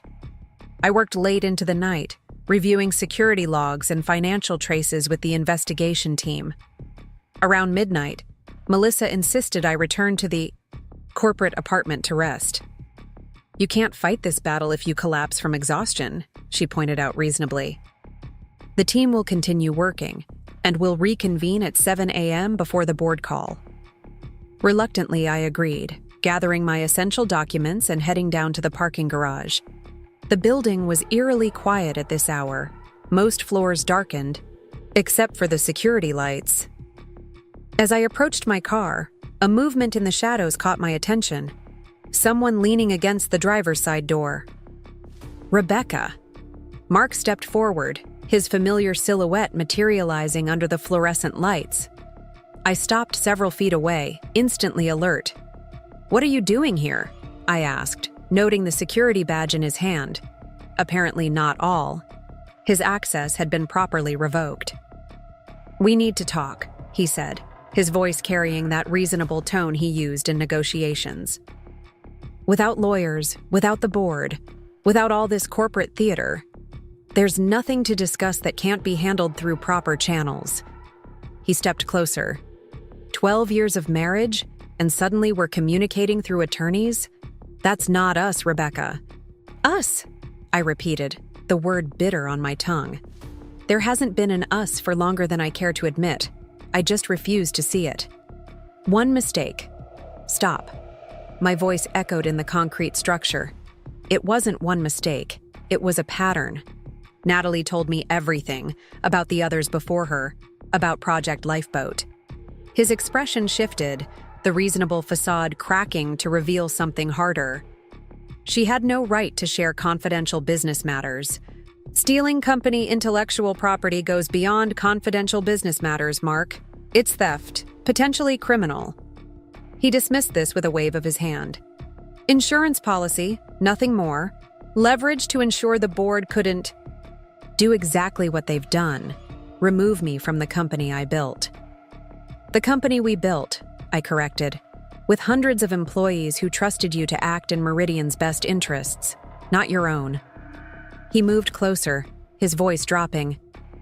"Everything I've done has been for Meridian, for our future. You think Gabriel Hayes would have given softcore to anyone else?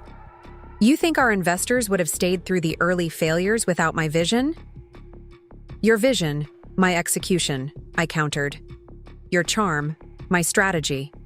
Your promises, my follow-through. We were partners, Mark. Until you decided that partnership, like our marriage, was disposable when inconvenient." Something dangerous flashed in his eyes. "You have no idea what you're playing with, Rebecca. The board may be temporarily swayed by your righteousness, but they'll remember who really drives innovation here when the next quarter's numbers come in." Is that a threat to sabotage Meridian's performance? An observation about reality. He leaned against my car again, physically blocking my access. "Here's my offer. You step down voluntarily, recommend my reinstatement, And in return, I'll ensure you retain your board seat and a generous exit package. We handle the divorce privately, with dignity. The audacity was breathtaking. Still, negotiating as if from a position of strength despite everything crumbling around him. And Project Lifeboat? I asked. A misunderstanding that disappears from the record. I studied him in the harsh garage lighting, this man I'd once admired, trusted, loved. In his mind, this was still salvageable. Not our marriage, perhaps, but his control, his narrative, his immunity from consequences. No, I said simply. He blinked, genuinely surprised. No? I'm not negotiating with you, Mark. The board meeting tomorrow will include a full briefing on Project Lifeboat, with recommendations for legal action regarding the intellectual property theft. His expression hardened. You'd destroy everything. We built? Turn this into a public spectacle? Our competitors would feast on the scandal. I'm protecting what we built from the person who tried to steal it, I corrected. Now please step away from my car. He didn't move, his larger frame deliberately intimidating. Think very carefully about your next move, Rebecca. Some bridges, once burned, can never be rebuilt. I'm not the one who lit the match, I replied, refusing to be intimidated. Security cameras cover this entire garage, by the way. How do you think the board would react to footage of you confronting me alone at midnight after your access was revoked? The calculation was visible in his eyes as he weighed his options, finally stepping aside. This isn't over. Actually, it is, I said, opening my car door. It's been over since I walked into your office on my birthday. You just haven't accepted it yet. As I drove away, I watched him in the rearview mirror, still standing under the fluorescent lights, the picture of thwarted entitlement. For the first time since this ordeal began, I felt something unexpected. Pity. Not for his current situation, which was entirely self-created, but for the person he had become, someone so consumed by control and self-importance that he couldn't recognize the destruction he caused. I arrived at the corporate apartment physically exhausted but mentally alert. The confrontation with Mark had crystallized something important. This wasn't just about saving my position or even about justice for his betrayal. It was about protecting Meridian itself from the person who now posed the greatest threat to its future. Sleep came fitfully, interrupted by anxiety dreams about missed meetings and deleted files. I woke before dawn, reviewing my notes for the board presentation while the city still slept beyond my windows. By the time I returned to the office at 6:30 a.m., the investigation team had made significant progress. We've traced the money, Lauren reported in our pre-meeting briefing. Shell companies in Singapore and the Cayman Islands, but the funding originated from personal accounts belonging to Mark and, surprisingly, Richard Dawson. The revelation that Richard, Mark's most loyal board ally, was financially involved in Project Lifeboat was significant. It transformed him from merely supportive to potentially complicit in intellectual property theft. How solid is the evidence? I asked. Wire transfers, corporate formation documents, everything, Lauren confirmed. And we've recovered emails between Mark and Derek discussing the contingency plan explicitly as protection against board interference in Mark's leadership. Wei added the technical evidence. We've identified exactly which code repositories were compromised and when. The pattern shows systematic extraction of our most valuable proprietary algorithms, especially those related to the security protocols that make the softcore integration valuable. Armed with this evidence, I joined the emergency board call. At 8 a.m., sharing my screen to present the investigation findings methodically. The reactions ranged from Christopher's cold fury at the financial implications to James's evident shock at the scope of the deception. Even Richard, confronted with evidence of his own financial ties to the Singapore entity, fell uncharacteristically silent. Eliza, who had been quietly absorbing the information, finally spoke. "This changes everything. These actions constitute clear grounds for termination, potentially criminal charges, and immediate legal action to secure our intellectual property. I recommend we engage outside counsel specialized in intellectual property theft and corporate espionage," I suggested, "and issue an immediate termination notice to both Mark and Derek." The vote was unanimous. Even Richard, perhaps recognizing his best strategy was to distance himself from the scheme, aligned with the recommendation. Christopher volunteered to contact a specialized law firm with expertise in international intellectual property protection, while Eliza coordinated with HR to prepare the formal termination notices. "What about public disclosure?" James asked, raising the question everyone had been avoiding. "This will become public eventually, especially if legal action proceeds. Controlled disclosure is better than leaks," I advised. "A statement acknowledging leadership changes due to serious breaches of fiduciary duty, without specific details, followed by personal outreach to key clients and partners to provide appropriate context." The approach was approved, with Christopher adding, "Gabriel Hayes should be briefed immediately, given Softcore's centrality to our strategy." As the call concluded, Eliza asked me to remain on the line. When the others had disconnected, she spoke frankly. "You've handled this with remarkable composure, Rebecca. Many would have succumbed to the personal dimension of the betrayal." "The personal dimension is precisely why I couldn't," I replied.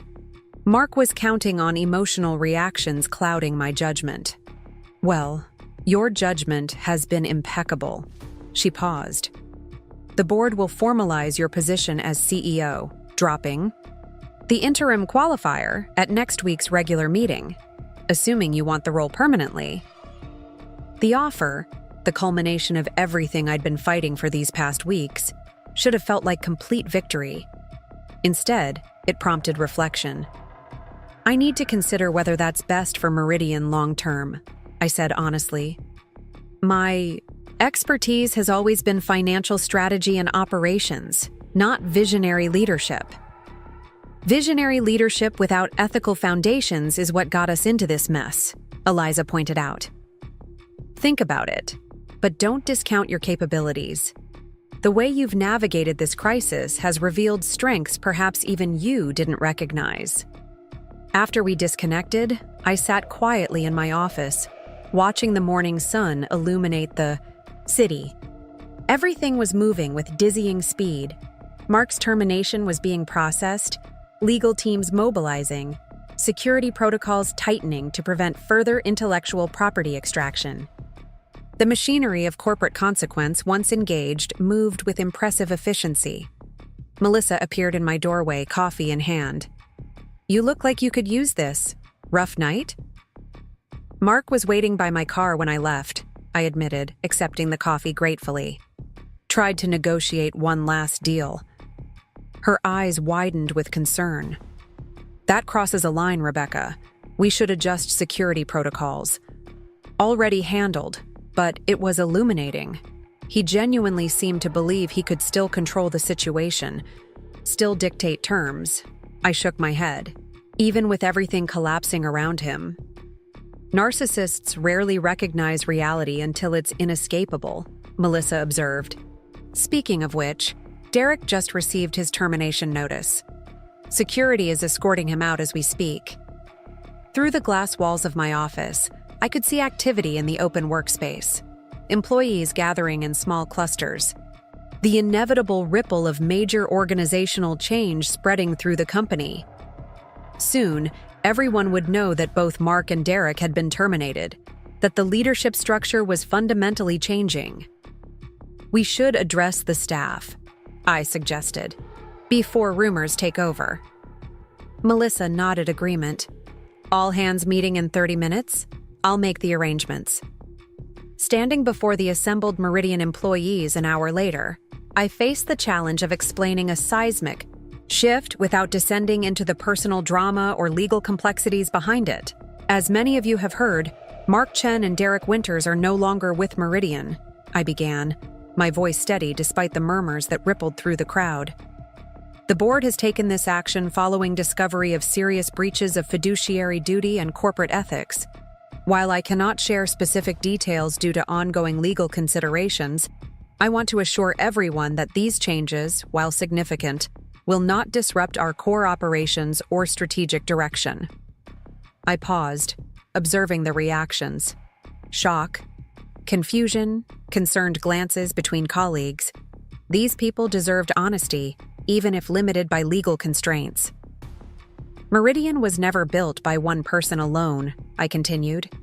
It was built by all of you, your innovation, your dedication, your daily commitment to excellence. That foundation remains unchanged. I outlined immediate priorities: maintaining business continuity, proceeding with the softcore integration, reassuring clients and partners. I introduced the transition team that would temporarily cover Derek's responsibilities and announced open office hours for any employee with concerns or questions. Transparency and integrity will define Meridian's culture moving forward, I emphasized. Not through words, but through consistent actions at every level of leadership. The response was cautiously positive, not enthusiastic perhaps, but steady. As the meeting dispersed, several longtime employees approached to express support or ask practical questions about project continuity. The resilience of the organization was already asserting itself. By mid-afternoon, the controlled disclosure plan was in motion. Key clients received personal calls from appropriate executives. Gabriel Hayes was briefed extensively on the situation, and a carefully worded press statement was released addressing the leadership changes without specific allegations. The media response was predictably intense. Technology journalists speculating about power struggles and corporate drama, business analysts questioning the impact on Meridian's market position, industry insiders connecting dots about the timing relative to the softcore acquisition. I deliberately avoided reading most of the coverage, focusing instead on operational stability and the legal team's efforts to secure Meridian's intellectual property. We had identified the Singapore entity's assets and were preparing injunctions to prevent any use or further transfer of the compromised code. As evening approached, Tara arrived at my office with a thick envelope. Divorce papers, filed as instructed. Mark has been served. She studied my expression. You holding up okay with everything? I considered the question seriously. Oddly, yes. There's something clarifying about crisis. It strips away pretense, forces decisions that might otherwise be endlessly debated, and illuminates strengths you might not have recognized, she added, echoing Eliza's earlier observation. That seems to be the consensus. I gestured toward my laptop where Eliza's formal offer of the permanent CEO position awaited response. The board wants me to take the role permanently. Tara raised an eyebrow. And you're hesitating? Because I never wanted Mark's job. I wanted recognition for my contributions, accountability for his actions, correction of the toxic culture he'd created. I sighed. Taking his position feels somehow like allowing him to define my path, even in opposition. Or, Tara suggested gently, it's claiming the role you earned through merit, but were denied through manipulation. There's a difference between reacting against Mark and reclaiming what's rightfully yours. Her perspective shifted something in my thinking, framing the decision not as a response to Mark's betrayal, but as alignment with my own capabilities and vision for Meridian. I need to process everything, I admitted. The past few weeks have been non-stop crisis management. I haven't had space to consider what I actually want long-term. Tara nodded, understanding. Take the weekend, gain some distance. The decision will be clearer with perspective. After she left, I completed the day's essential tasks, delegated weekend coverage to appropriate team members, and prepared to leave the office at a reasonable hour for the first time in days. The immediate crisis had stabilized. Mark and Derek terminated. legal protections in place for the compromised intellectual property, the softcore integration proceeding under heightened security protocols. Meridian would survive, perhaps emerge stronger for having excised the cancer at its core. As I packed my bag, Olivia appeared with a small package that had been delivered to reception. "Final delivery of the day," she explained. "Security has cleared it." The package contained a single item, the silver-framed photograph of Mark and me on Meridian's opening day, the same one that had appeared mysteriously on Olivia's desk days earlier. This time, however, the glass was cracked in a spiderweb pattern, and a note was attached. "Some broken things can't be fixed. Remember who really built Meridian." The petty intimidation attempt, clearly from Mark, might have unsettled me a week ago. Now it simply confirmed that I'd made the right decisions. I placed the damaged frame in my desk drawer alongside its undamaged twin and finished gathering my things. Outside, the city was alive with Friday evening energy, people flowing from office buildings to restaurants and bars, the work week giving way to weekend freedom.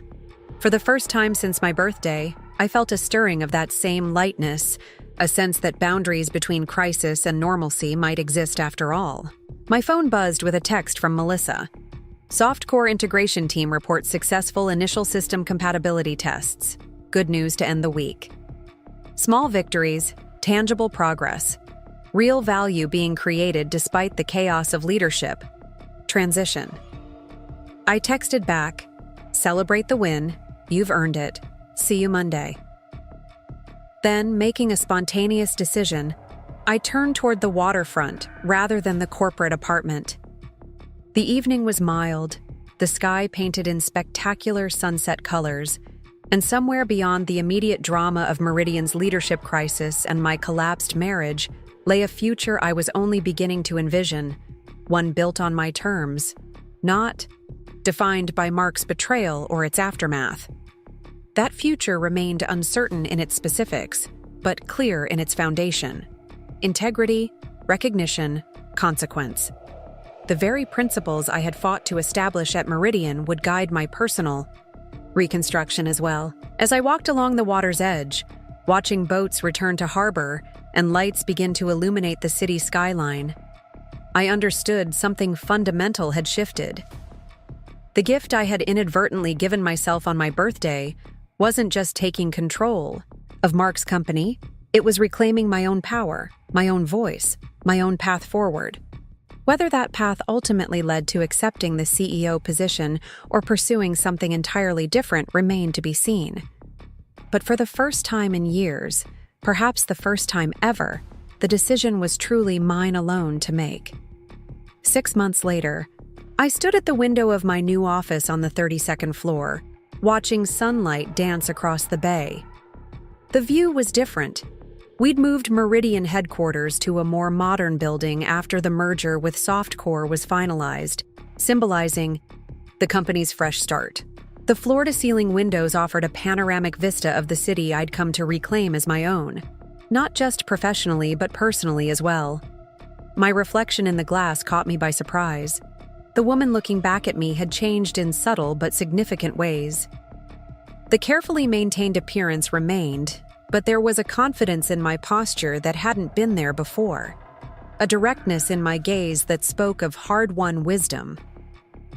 The crisis that began on my birthday had transformed me in ways I was still discovering. My desk phone buzzed, pulling me from reflection. "Ms. Chen, Gabriel Hayes on line 1, my assistant Julia announced. I'd hired her 3 months ago after Olivia accepted a promotion to head a new administrative training program, one of many initiatives designed to create advancement pathways for overlooked talent at Meridian. "Rebecca," Gabriel greeted me, warmly when I picked up. His voice had become familiar over months of close collaboration, the initial formality giving way to genuine professional respect. "Just calling to share the good news personally. The government contract is officially signed. The integration of our security protocols with your platform sealed the deal. Our first major win as a unified company," I acknowledged, satisfaction flowing through me like a current. Your team deserves most of the credit for the security framework. Our team, he corrected, a point he'd consistently emphasized since the merger. The contract committee specifically cited the seamless integration as the deciding factor. Neither company could have secured this on its own. That integration had been anything but seamless in reality. Weeks of technical challenges, cultural frictions between development teams, late nights reconciling conflicting code architectures. But we'd pushed through, guided by the shared vision that had brought our companies together. Which is why I'm calling, Gabriel continued. The board dinner tonight, you're still coming? I think it's important we present a united front when sharing this win. Wouldn't miss it, I assured him. The quarterly board dinner had become a tradition under my permanent leadership, reinforcing the transparency and collaborative governance that now defined Meridian's culture. Eliza would track me down if I tried to escape my hosting duties. Gabriel chuckled. She's formidable, one of the best board chairs I've worked with. Eliza's elevation to board chair had been one of several governance changes implemented after the Mark crisis. Her steady leadership had been crucial in stabilizing investor confidence and navigating the complex merger negotiations. She keeps us honest, I agreed. See you at 7? After our call ended, I turned my attention to the quarterly performance dashboard open on my laptop. The metrics told a compelling story. Stock price up 27% since the merger announcement.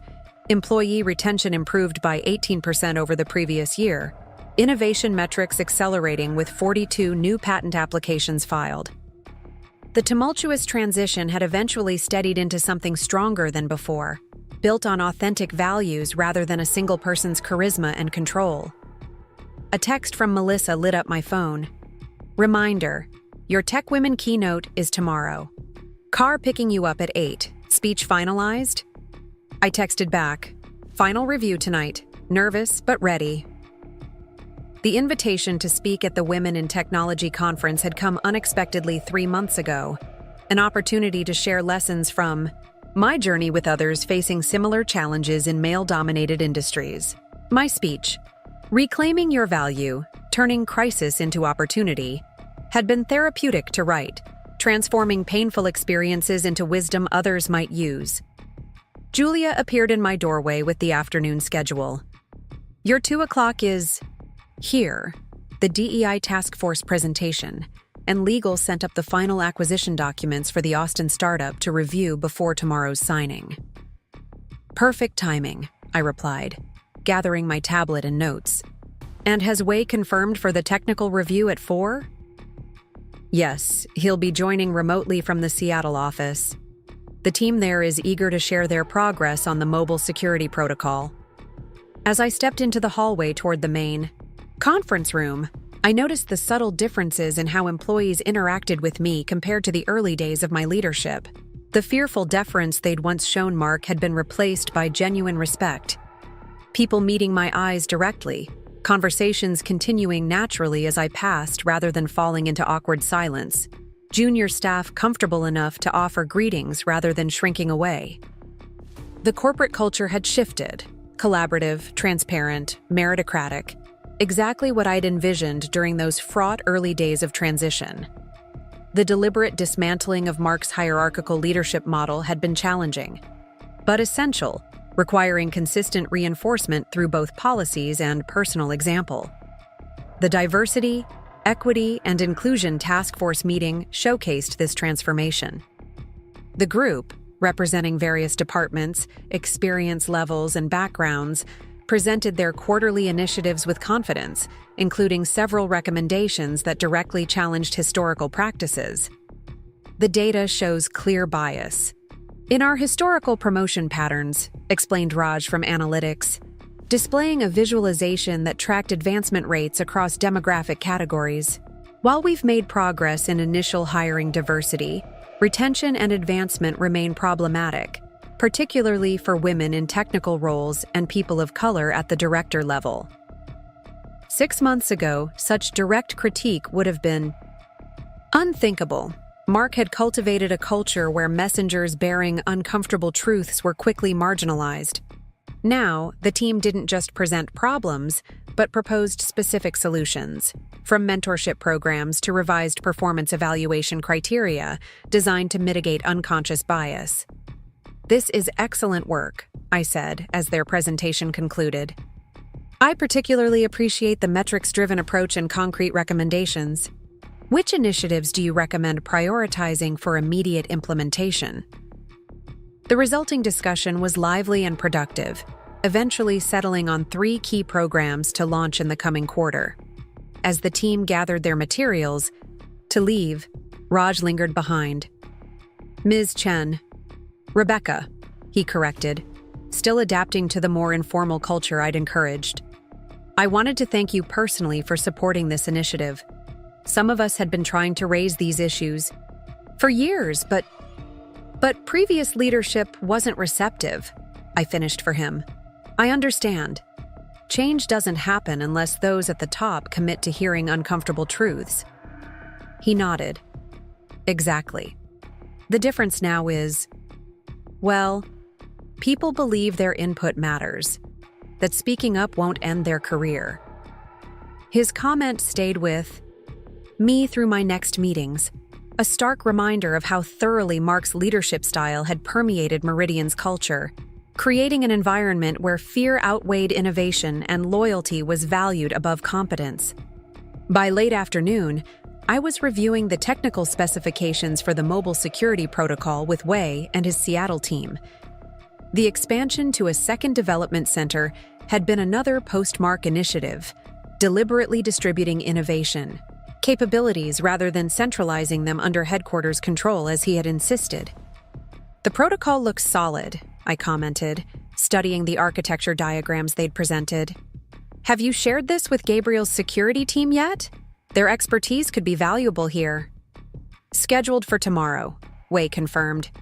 Initial feedback from their lead architect was positive, but they'll want to run their own penetration testing before integration.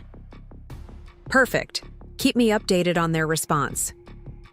I paused, noting the time on the conference room clock.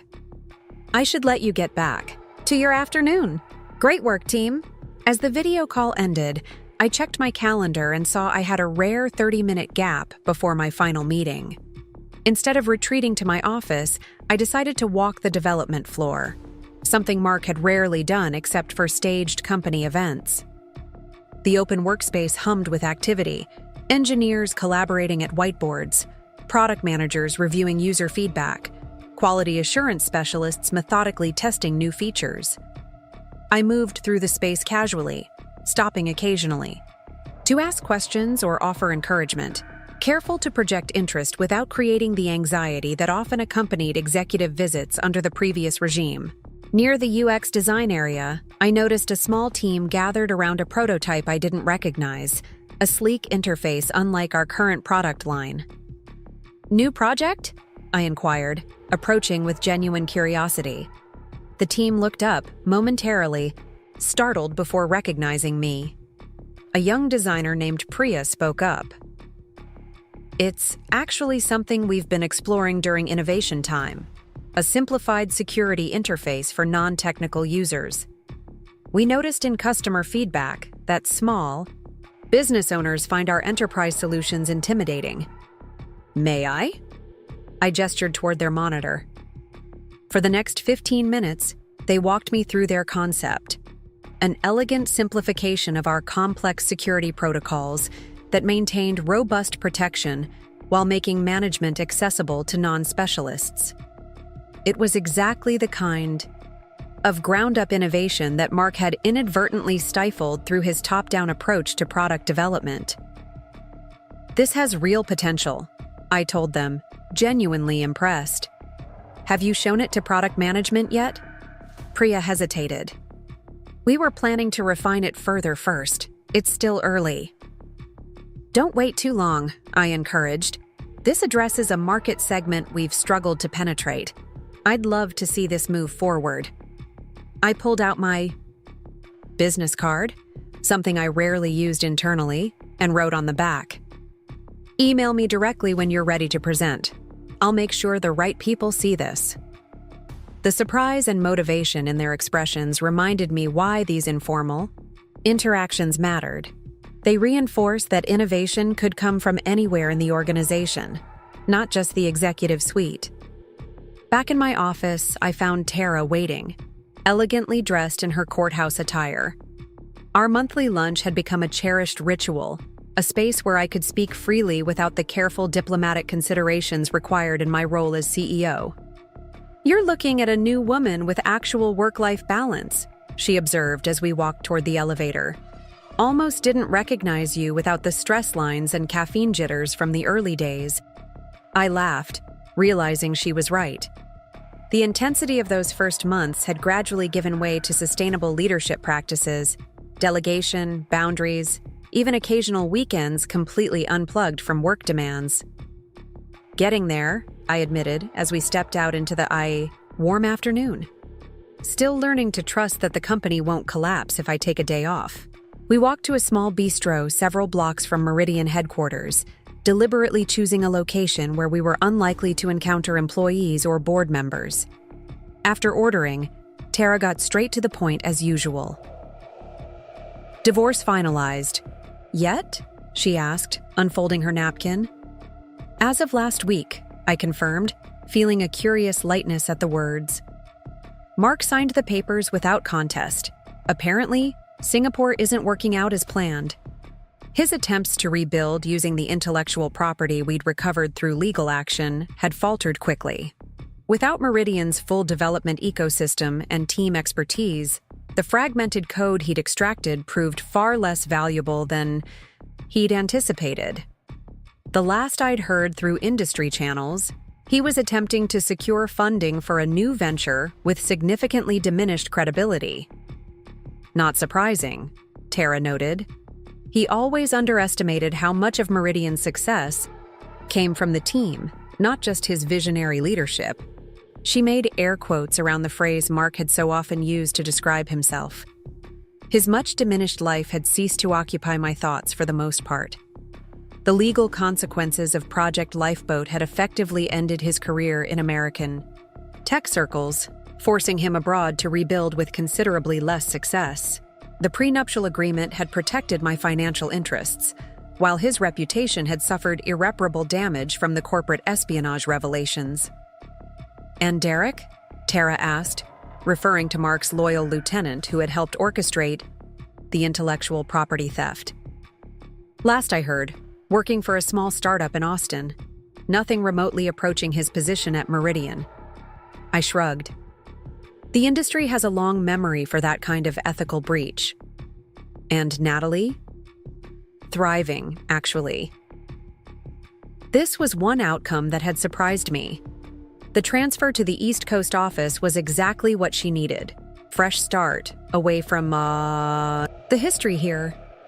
Her most recent performance review was outstanding. Tara raised an eyebrow. "That's unexpectedly generous of you to care." "It's not generosity," I corrected. "It's pragmatism." Natalie was as much Mark's victim as I was, in different ways. Using her talents benefits Meridian, and watching her succeed despite his attempts to manipulate her is its own satisfaction. Our conversation shifted to more personal matters as our meals arrived. "And how's the new place?" Tara asked, changing the subject. "All unpacked yet?" "Finally," I replied, thinking of the waterfront condo I'd purchased 3 months after, moving out of the house Mark and I had shared. It was entirely my space, reflecting my tastes, harboring no ghosts of my previous life. "You should come for dinner this weekend. The sunset view is spectacular." "It's a date," she agreed. "Though I'll warn you, I've been dating a sommelier, and he's ruined my ability to appreciate normal person wine. I've become insufferable." I laughed. "I'll prepare by selecting something appropriately pretentious." "How serious is this sommelier situation?" "Too early to tell," she hedged, though her expression softened slightly. "But promising. He respects my work schedule, understands I sometimes cancel last minute for client emergencies, and hasn't once, mansplained my own profession to me. The bar is tragically low, but he clears it with room to spare. My own tentative steps back into dating had been less successful. A handful of first dates that hadn't led to seconds. One brief connection that fizzled after a month. The aftermath of betrayal and divorce had left me cautious, perhaps overly so. Speaking of your work, I transitioned. How's the new firm coming along? Tara's expression brightened. She'd left her previous law firm to start her own practice specializing in corporate governance and executive ethics, a focus directly inspired by her involvement in the Meridian situation. We just signed our 10th client, she reported proudly. Turns out there's significant demand for helping companies avoid pulling a Meridian, as they're calling it in boardrooms. We're a cautionary tale now?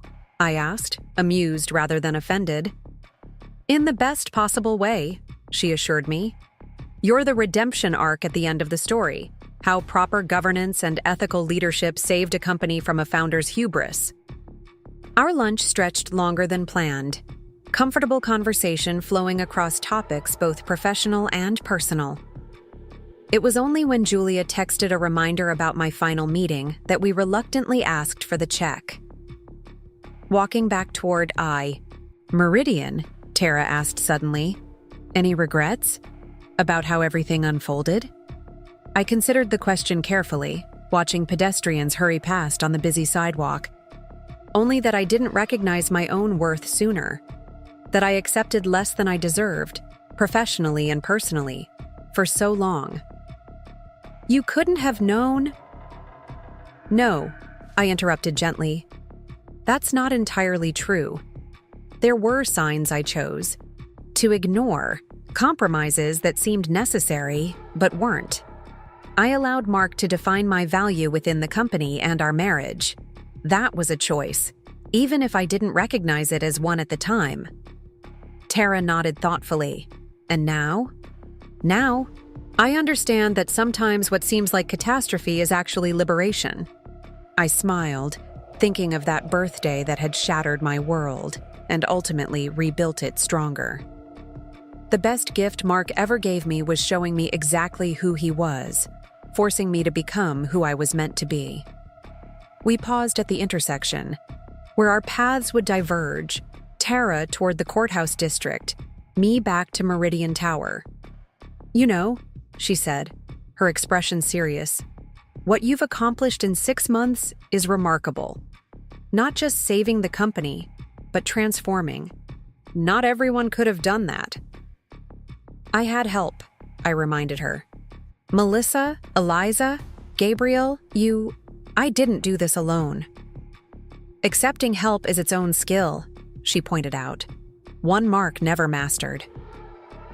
We hugged goodbye, promising to confirm weekend dinner plans later, and I returned to Meridian for my final meeting of the day, reviewing the quarterly financial performance with our CFO, Anthony Chen, no relation, whom we'd recruited from a respected competitor 3 months after Mark's departure. The numbers speak for themselves, Anthony concluded. As we finished our review, the merger synergies are materializing faster than projected. The government contract adds stability to our revenue projections, and investor confidence has fully recovered. He closed his laptop with satisfaction. Any questions before the board presentation tonight? Just one, I said. The R&D budget increase for next quarter, are we being aggressive enough? Softcore's security innovations are outpacing initial projections, and I'm concerned we're not matching that momentum on the platform side. Anthony considered this thoughtfully. The current increase puts us at industry-leading investment levels, but I take your point. We could potentially accelerate certain initiatives without compromising overall financial targets. He made a note. I'll model several scenarios for your review tomorrow. Perfect. And Anthony? Include the potential impact of bringing that UX team's small business project into the formal development pipeline. I think it could open significant new market opportunities. After he left, I spent an hour reviewing my Tech Women keynote speech, making final adjustments to emphasize the broader lessons of my experience rather than the personal drama. The invitation to speak had been unexpected, coming from a former Meridian employee who had left during Mark's tenure and now chaired the conference organizing committee. "We need voices like yours," she'd written in her invitation. "Women who've navigated corporate power struggles and emerged stronger. Your story at Meridian has become something of a legend in tech circles." Legend seemed excessive, but the fundamentals of the story did carry broader relevance, recognizing your own value, refusing to accept unethical behavior regardless of the perpetrator's position, building coalitions based on shared principles rather than personal loyalty. These were lessons that transcended my specific circumstances. As I finalized my speech, Julia knocked gently on my door. "Your dress for tonight's board dinner arrived," she informed me, hanging a garment bag on the coat rack, "and the car will be ready at 6:30. "Thank you, Julia. You can head out for the day. I know you have your son's school event tonight." Her expression registered surprise that I'd remembered this detail she'd mentioned casually days earlier. "Thank you, Ms. Chen. I'll be in early tomorrow to prepare for the Austin team's arrival." After she left, I changed into the emerald green dress I'd selected for the board dinner. Elegant, but understated. Professional, yet confident. The woman in the mirror completed her transformation with the simple pearl earrings that had become something of a personal signature since taking the CEO role permanently. The board dinner would be held at the Summit, an exclusive restaurant occupying the top floor of one of the city's most prestigious buildings. As my driver navigated evening traffic, I reviewed my presentation notes one last time, though the material was by now thoroughly familiar. The quarterly board dinner combined formal business review with the relationship building essential to effective governance, a balance that Mark had never quite mastered, viewing the board as adversaries to be managed rather than partners in Meridian's success. Gabriel was waiting in the private dining room when I arrived, engaged in animated conversation with Christopher Liu, our venture capital representative who had become one of my strongest supporters after the Project Lifeboat revelations. "Rebecca," Gabriel greeted me warmly, stepping forward. "Congratulations again on the government contract. A remarkable achievement so soon after the merger." "Our achievement," I corrected, echoing his earlier point. "Perfect timing to announce at tonight's dinner." Board members arrived steadily over the next 20 minutes. Eliza, with her characteristic precise punctuality. James Whitmore, now much more engaged than during the Mark era, and several new faces added during the governance restructuring. Richard Dawson was notably absent, having resigned from the board after his financial connections to Project Lifeboat had been exposed. Once everyone was seated, Eliza opened the formal portion of the evening with characteristic efficiency. "Before we begin our regular business, I believe our CEO has a significant announcement to share." I outlined the government contract succinctly, emphasizing both its financial impact and its strategic significance in establishing the merged company's credibility in the security sector. Gabriel added technical context regarding the integration, achievements that had secured the competitive bid, while Anthony provided financial projections. The announcement set a positive tone for the quarterly review that followed, each executive presenting their department's performance with transparency about both achievements and challenges. The culture of honest assessment, rather than inflated, projections had taken time to establish, but now flowed naturally. As dinner was served, the conversation shifted to more strategic discussions, emerging technologies that might complement our offerings, potential acquisition targets in adjacent markets, competitive threats on the horizon. The collaborative energy among this group remained a stark contrast to the tension-filled board meetings of the Mark era, where information was carefully controlled and challenging questions treated as attacks. Near the end of the evening, Eliza raised her glass. In a toast, to Meridian and Softcore, stronger together than either could have been alone. As glasses clinked around the table, I caught Gabriel's eye. His slight nod communicated shared satisfaction at how far we'd come since those uncertain early days of the merger negotiations. What had begun as crisis management had evolved into genuine strategic partnership, creating value neither company could have achieved independently. After the dinner concluded and board members dispersed, Gabriel and I shared a car service, his hotel being on my route home. "You know," he remarked as we pulled away from the restaurant, "when Mark first approached us about acquisition, I was skeptical. Meridian's technology was impressive, but the leadership culture seemed concerning." "What changed your mind?" I asked, curious about his perspective from those early days. "You did," he said simply. "Not just your technical knowledge, which was evident from our first dinner, but your approach to problem solving. When the presentation was sabotaged that day, I watched how you and your team responded with transparency, adaptability, and focus on solutions rather than blame.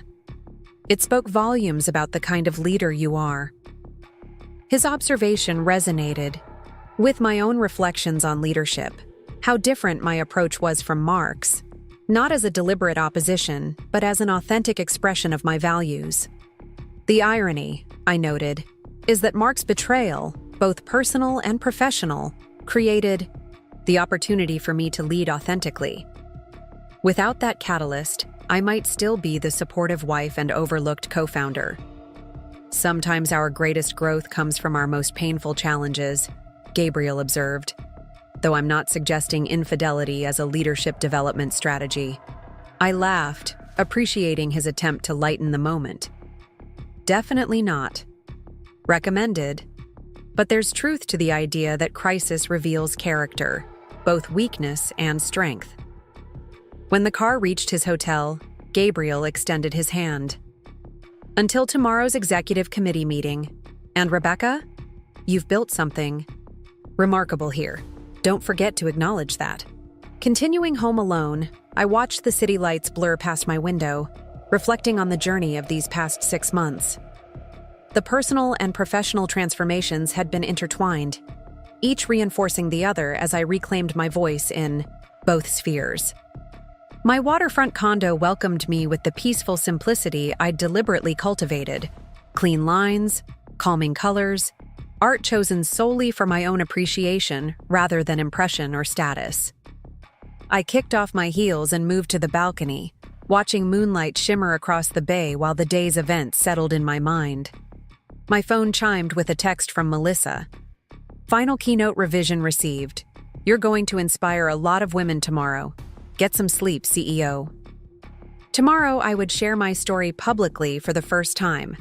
Not the sanitized corporate version, but the authentic journey through betrayal, recognition, reclamation, and ultimately transformation. Not positioning myself as a perfect hero or Mark as a one-dimensional villain, but acknowledging the complex reality of power dynamics, gender expectations, and the courage required to challenge established patterns. The speech would end with the same truth I'd shared with Tara earlier, that sometimes what seems like catastrophe is actually liberation, that the path forward often becomes visible only when familiar structures collapse, that reclaiming your value isn't a single decision but a continual practice of honoring your own worth. I stepped back inside, the night air growing chilly, and moved through my evening routine with the quiet satisfaction of meaningful work done well. Tomorrow would bring new challenges: the keynote speech, the Austin acquisition signing, ongoing integration complexities with softcore systems. But tonight, in this moment of reflection, I recognized how completely my life had transformed since that birthday, when I stood frozen in Mark's office doorway, watching my marriage collapse. The company that had once been my husband's was now authentically mine. But more importantly, so was my future, shaped by my values, guided by my vision, no longer defined by someone else's limitations. As I drifted toward sleep, I thought about the women who would be in the audience tomorrow, many facing their own versions of the challenges I'd navigated. If my story helped even one of them recognize her worth sooner, stand her ground more firmly, or reclaim what rightfully belonged to her, professionally or personally, then perhaps the painful journey had served a purpose beyond my own transformation. The best revenge, I discovered, wasn't taking Mark's company or dismantling his carefully constructed image. It was becoming the leader I was always capable of being, building the culture he couldn't envision, and demonstrating through results rather than rhetoric that his way had never been the only way, or even the best way, forward. Tomorrow, I would share that message with others who needed to hear it. Tonight, I allowed myself to simply appreciate how far I'd come and to look forward to the journey still unfolding before me, a journey now guided by my own internal compass rather than someone else's expectations or limitations. Up next, you've got 2 more standout stories right on your screen. If this one hit the mark, you won't want to pass these up. Just click and check them out.